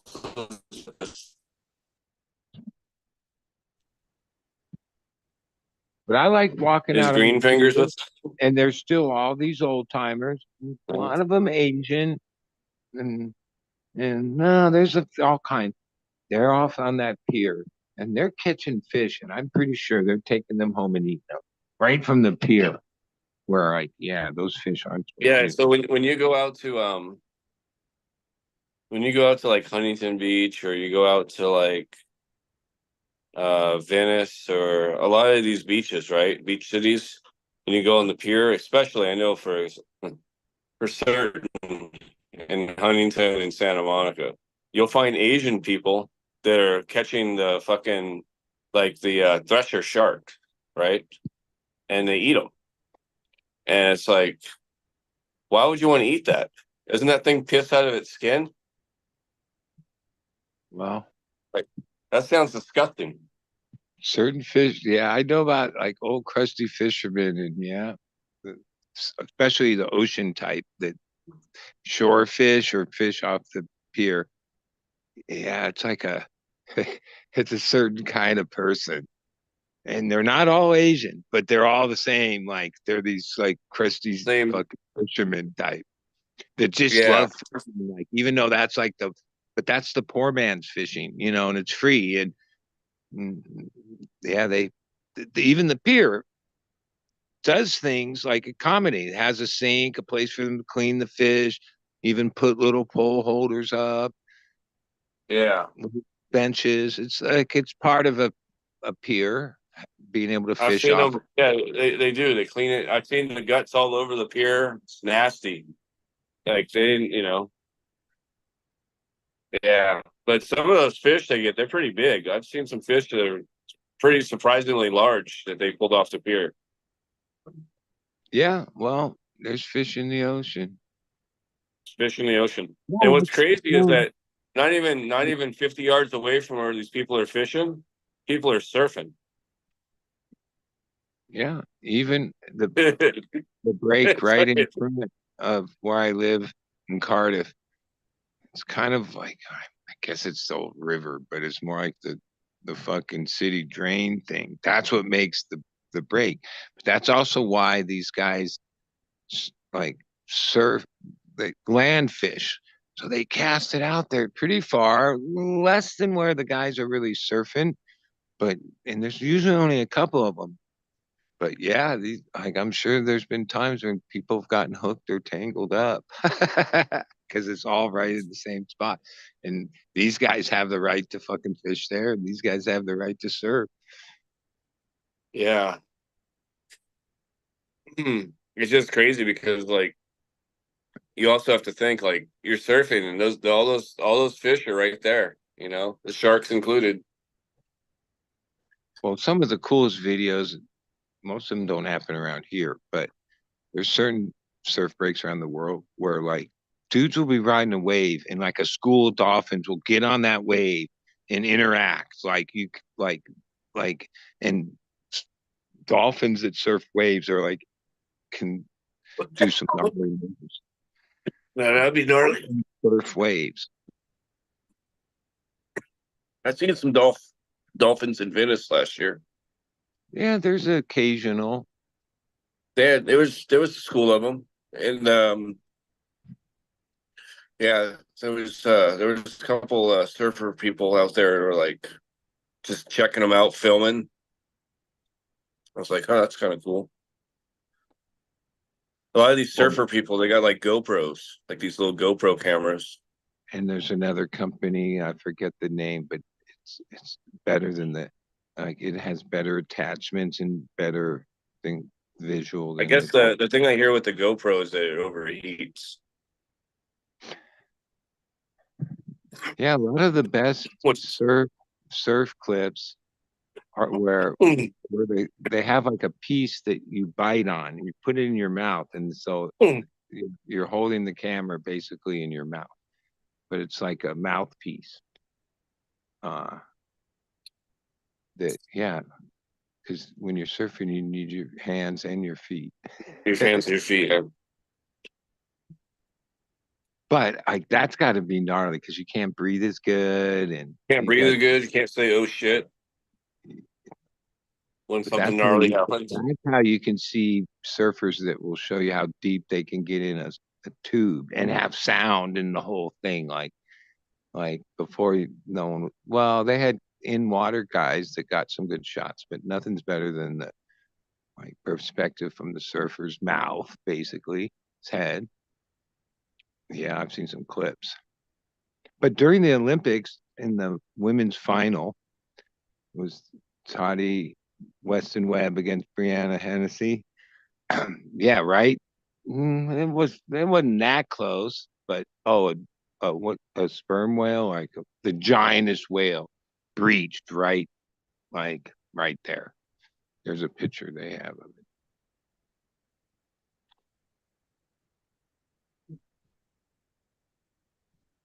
Luckily, whales for the most part like just eat plankton and shit. Cause like, fuck, dude, imagine if whales were like sharks and they were trying to eat people.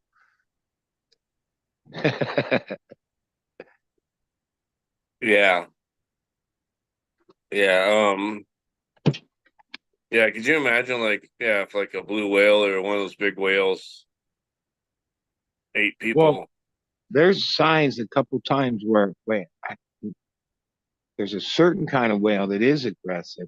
That's like, oh, it's attacked boats and like tried to Oh, capsize and that's capsize. the yeah, that's actually the killer whale, which is actually technically a dolphin, but it'll like fucking swim under a little boat, you know, and it'll push its nose. It'll tip your boat.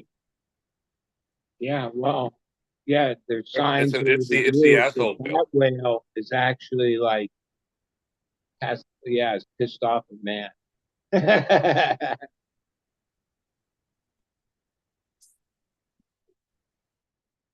The orca,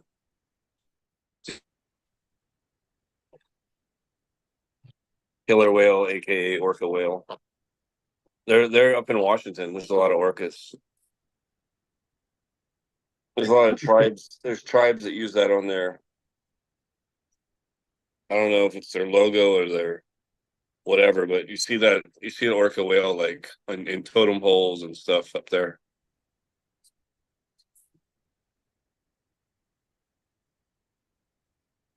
I just go out and swim in the waves a few times a year, maybe more. Another thing that there's less of, and when I remember, jellyfish. Like, yeah, hardly ever see jellyfish. Yo, I feel jellyfish, like you have to I watch feel out like for that's those. a good thing. Like I think that's a good thing. If you've ever been stung by one of those, I have, and it's Oh, not. It's fucking sucks.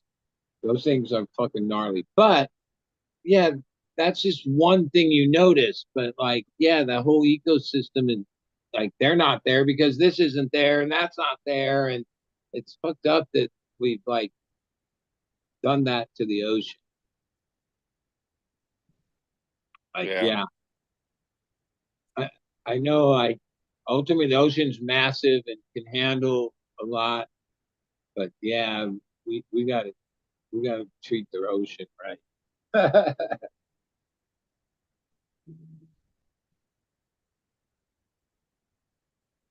You think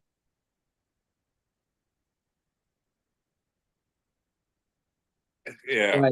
like even this that that we think like obviously like Musk, Elon says it of like, yeah, go to Mars, and then if something happens on this planet, we have a refuge in Mars.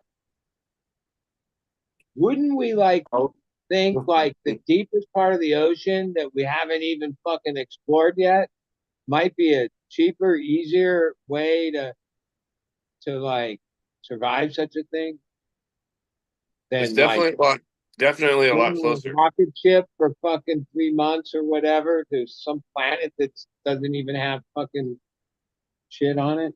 Like, We'd at least be able to extract if we had a dome under the ocean, right? We could probably extract the oxygen out of the water. no, I'm sure we could adapt and learn how to fucking. There's a I don't lot of think we're gonna grow. resources. Yeah, but I don't think we're gonna grow gills in Well, I a think we have. lifetime. I'm a fish head, like law of the fish. Like ultimately, yeah, evolution means yeah. Wait, the Earth was like all water, and then there was land. We came from the ocean. Isn't that the Presbyterian belief? Is that we came from fish? I don't know, but it seems like life, mammal life forms were predated by and came out of the ocean. I mean, I don't know where I get this idea. I've seen stuff that But what says if there was like land things like, microbes and other okay, stuff? I don't know what actually happened, but some of the things you hear seem pretty reasonable. And then I'm like, well, all right, that seems pretty reasonable. That seems like a possibility, right? The one possibility, I mean, I don't know. I'm not a God person or any religion person at all. I'm like, what do you call it? They have a word for people that don't believe, right? I don't believe at all, not even the slightest iota, right? So to me, when you hear all the different possibilities of origin and life and all that, the one thing that isn't possible is the story that Christians or the Bible or the religions believe that all of a sudden, no, God just made these two people, these two, and then that was it. Like what? No, that seems like the biggest bullshit story there ever was, right? When you get into like, okay, like, can you prove that? No, it's just some bullshit we believe, right? Where the other things, yeah, science is You're not related to fucking. Adam? No, I don't know. I don't like not that. Like, oh, there was probably some person along the way that was influential in the jump in uh, levels of of development, right? What if we're monkeys and space aliens and Well, visited us and made us intelligent? okay, that seems to be like okay, yeah, you go back millions of years and through all these different ages and evolution and okay, and and and even does that make the fish thing? No, because where'd the monkeys come from? At what level was it? Do you know what I mean? Like, obviously, life probably started as like literally microbial life, right? Like just barely Yeah, cells, and yeah, then some kind of microbial thing. right, and then over all the fucking millions of years, it developed and it keeps developing. Now, I think, yeah, it is kind of weird that man-made uh, what man has done to the earth, like is does damage that evolution or animals can't like evolve around faster than the destruction. You know what I'm saying? Like you'd think, well, wait, whatever we're doing is half of what like when you go back in these history shows where they say, yeah, at one point the earth was this and the green blah blah blah. That was like barely no life could sustain at all. Oh, life has had multiple runs at it where it like got to a certain point and then got knocked back by some weather or things that happened on change of the planet, right? Like Uh, and somehow life kept surviving, right? But at times it was just like, yeah, microbial, and then that led to this, that led to this, that led to this, led to that, right? Like that's what I think. I don't know. I don't think that's that hard to. I don't know exactly in what how But I've that also works. heard like there's been like what like 5 different like types of humanity before us, or 4 or 5 types of humanity before us. Then there's the there's also like the science like with the Neanderthal and the Cro-Magnon. I mean, It's like it is one of these things where I wish I knew more because I've always felt like like, the yeah. the Neanderthal like the So wait, Neanderthal know at about some Moses? point, everything, like every I think so. dinosaur species just got killed all like at once. Like I don't how'd that happen? Like wait, somehow life survived, but not them when they were like these dominant fucking like I like what happened? Where'd they go? I guess they're still here, like crocodiles and some weird fish, and there's signs of their even a chicken is like that, right? Or whatever, all right. Uh, but like there's a point in the history where what happened? A meteor hit the world or something, and then it created whatever, and then all the dinosaurs died. All right, I got the theory. I just figured it out. The theory. So there was the dinosaurs, and there was all that other shit we just talked about. And then God flooded the earth, and then we came back through fish. And then as the earth like started, water started evaporating, we started evolving into these land creatures. I mean, I'm just totally making this shit up, but Hey, I don't believe in a lot of it, but the one story, if it was actually that to me is the best story. Is the what do you call it? The guy with the boat, well, Noah's the Ark. Noah's No, Ark, yeah. Noah's Ark, where he knew this shit was coming. He said, "Oh, I need to wait, not just get one, get two of each thing, a male and a female, and we're gonna have every species on the boat." And this boat's going to better weather everything. Well, he had years to build the boat, so he knew like years in advance. Yeah. Okay. Like if that, if that really happened at that scale with all those big animals and different animals and predators and Oh wow! people, and somehow you're out at sea for a long period of time, and they all survived, and they didn't eat Shit, the each whole other. planet became the sea. And then when it stopped raining, right? He sent the he sent the raven out first. And I guess the reason he sent the raven out is because the raven is one of the few birds that that doesn't store food.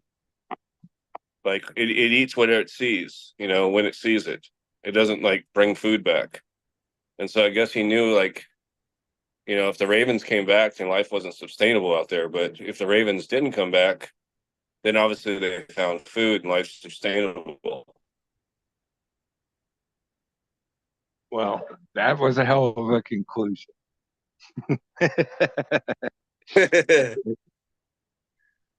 But all But right, if one of these like fairy tales are true, that one would be the one I'd be like, yeah, that's the one. it's just like I wonder what the Neanderthals were thinking, or like the Cro-Magnon, like they were closer to humans, right? Like Like let's just with the, say that like all of a sudden we know there's some catastrophic things coming, and now we're finally building all these rocket ships to take like whoever wherever, right? At this point, would we that's even some hate. go, oh, we better take cut one of every animal with us too? Or we'd be like, Mars. fuck the animals, just take the people. They're paying. No. Nowadays they would just take a DNA sample of every animal, Yeah, every creature, yeah, and they I would guess use some CRISPR. They use some CRISPR nonsense to fucking reconstruct it, probably. Hey, I heard I probably listening to fucking some Joe Rogan shit, but like, yeah, some kind of prehistoric animal. I guess they're like they're working on or trying to, The um, woolly mammoth. yeah, They're like, trying to remake it, but using some kind of elephant. yeah, yeah. Well, I guess. You know, it might work, but I don't know. Do we Mm. need woolly mammoths to run around?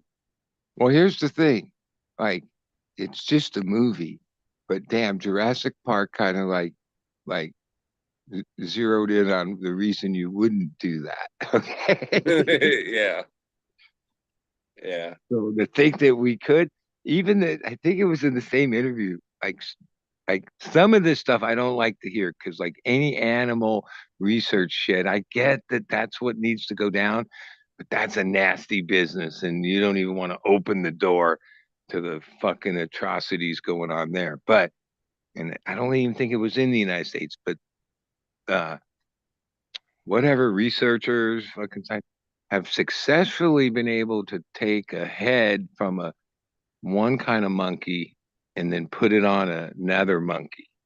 Now, it What? only The lived different, for the less different. than an hour or so and was paralyzed during the time. But they they think or they know that yeah, it regained consciousness on the other monkey body. Like it's the beginning of like them being able to go, oh yeah, we can just take your head and put it on this body. Yeah, See, I don't know. I don't know about that.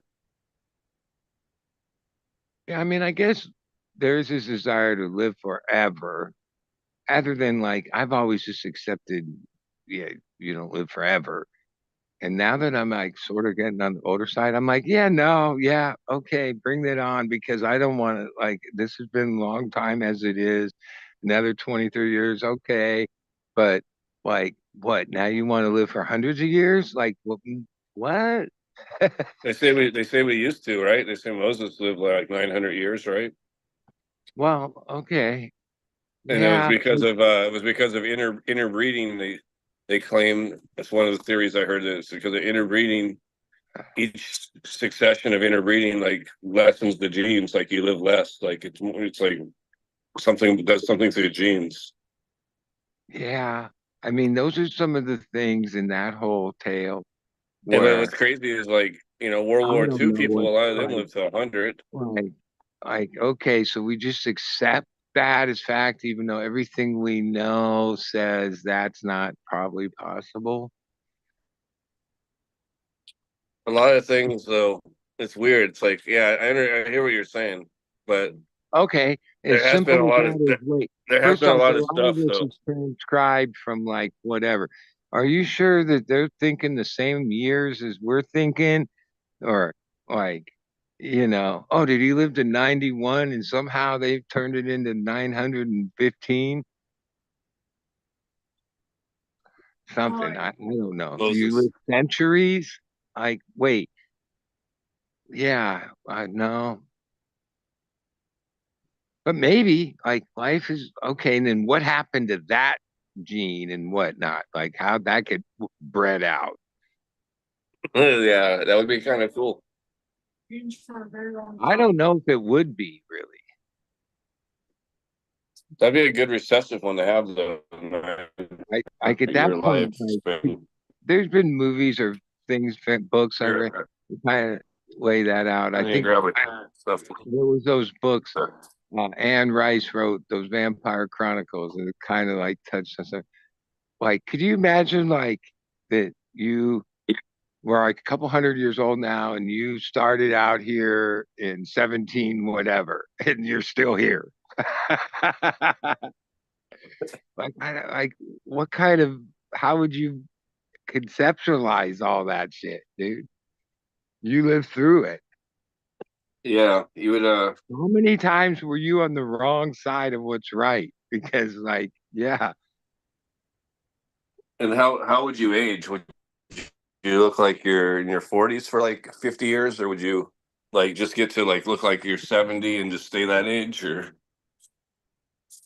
Well, and then there would be the certain people that were like okay, notorious slave owners. Oh, they're still alive? Oh no, they would need a lot of security. Oh, from the south, yeah. Or all the different people that did all kinds of fucked up shit.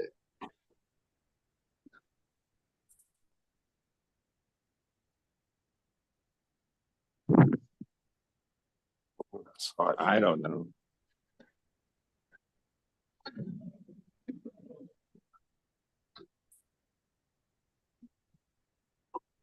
Stole the seat back. Yeah, it's my freaking seat.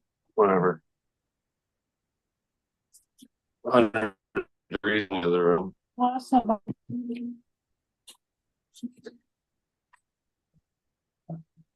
Word.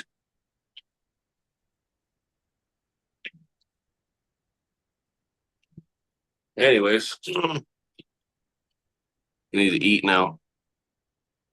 Yeah. Yeah, she just made some pizza, so I'm gonna Well, it's just you and probably me. jump off And, there. and I guess it's Yeah. time to wrap it up. I can go to work. I'm going to work no Okay. matter what. It's just whether I start work at like 1 or 2 or 11:30. I should start now. You gotta what stage are you in? Well, I Like think babies? hardly told me to do. Now I can half-ass it, just move them and spread them out, not clean them all up. But I'm gonna put a bucket upside down, and then each plant I'm gonna like take off the fucking leaves that are pointless and some of the sucker buds, and maybe top a couple of them if they need it. Try to start shaping the plant and then spread them out. Which, like, yeah, that part I already started it, but then realized that I need the space that all these fucking mobs. So like literally we get off right now. I'm gonna get the big can in the bag and I'm gonna go take like 20 big old mom plants that I've taken care of for a few months and hold because they're They're in the done? way. Yeah, I mean they serve their purpose. Hey, You know, you make new moms? I I used to when I had my outdoor. That was the bread and butter. That was perfect. I would only say, oh, I need like I'll take 12 of them or something. So there was always some that got cold, but like and it's been an issue because nobody likes to call. Like one, it's like redundancy. Like yeah, like even though there hasn't been.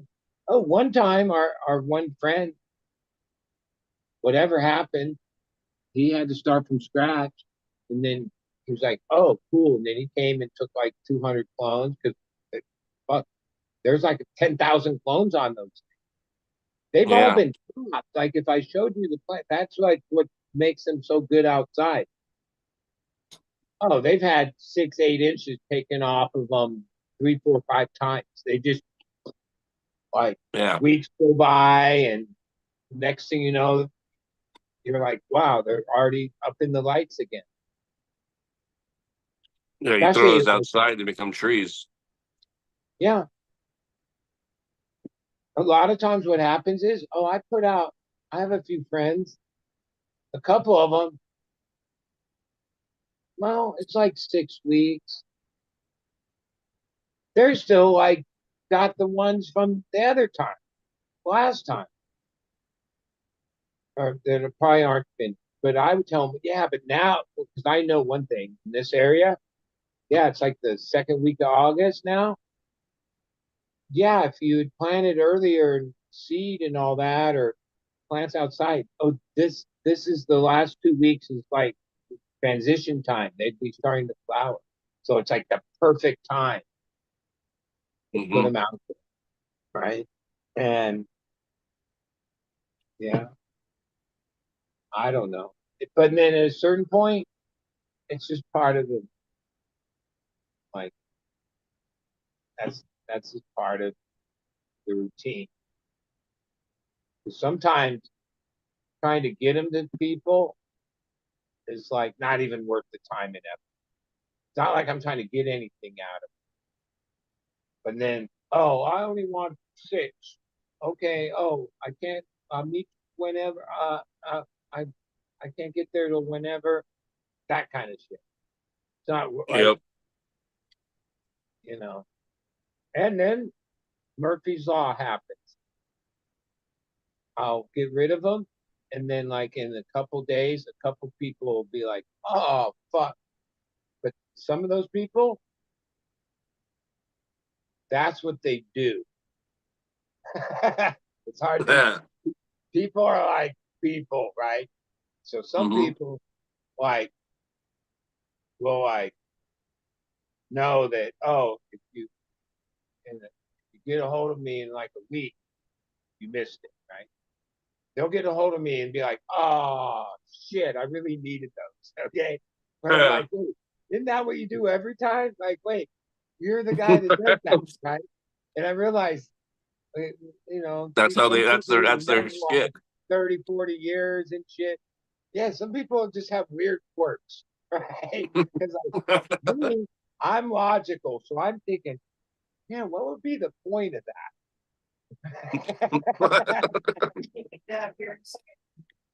But that's me. But then so and so, I guarantee you, man, just as I tell this story, like, you know, that's just the way it is. And whatever. Like once I do it, I realize it's not a big deal. It's not like first off, I have to in that mix of things is the 1 or 2 of maybe up to 7, 8, 9 different varieties that are like maybe we're not running, but we're like keeping them going. Some of those are backed up at the moment. Some of those, no, that's it. Well, I don't want to accidentally cut any of those down because this one that I thought was cookies and cream, it wasn't cookies and cream. It's this strain called the cream that, I had 10 pounds of it from an outdoor Mendo thing like 2 years ago. That a couple of these strains that I got are from this operation in our area called Zen Leaf. They're like they have retail, they have grow, but they're also like a big nursery. I've never gotten anything directly from because you got to be licensed and all that, but other people have, and so that garlic banana, yeah, that's a strain out of there. Garlic banana. Whoa, whoa, whoa, whoa. It's GMO into the banana. Like at first, I didn't like. I'm still on the fence. Like I'm gonna show my partner, yeah, no, I know you like it, but it takes 70 some days. So that's not backed up. There's 2 moms. But now back to the screen. Yeah, fuck, dude. I have a couple ounces of it over here. It it worked. The way it grew, the structure, the bud, everything.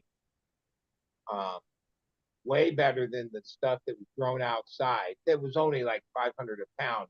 That was really good. It kind of could pass as like indoor, but it was outdoor. Um, no, this is like appealing stuff. Yeah, somehow in the last time I called moms, yeah, I kind of remember I did. I called that one. It's like, yeah, I wasn't, yeah, I wasn't going to keep that one.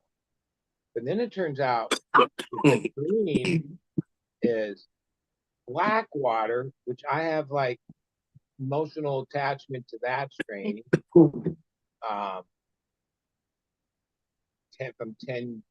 12 years ago, but 10 years ago, I got a cup for it with it. it's leaning. Blackwater crossed into, look, I don't know. Something that makes green. I don't know. Right. And oh, I can taste a little Blackwater in it. That's what I Green like. water. So then, yeah, It's the Aqua Verde now. I tried to revert the last flowering plant. Left it for a couple months, and it just shriveled up and died. It was just dead stem. Nothing came back. Oh well, some of them are that way. Yeah. I'm gonna jump off of here though. All right, well, good talking with you. Have a good rest of the weekend. Yeah, yeah. I'll talk to you, Hope see you everything- on Tuesday. Tuesday show. Tuesday, yeah, a few days from now. Yeah, Tuesday. All right. All right. Have a good night. It's good talking to you. All right. Bye. Bye, everyone else.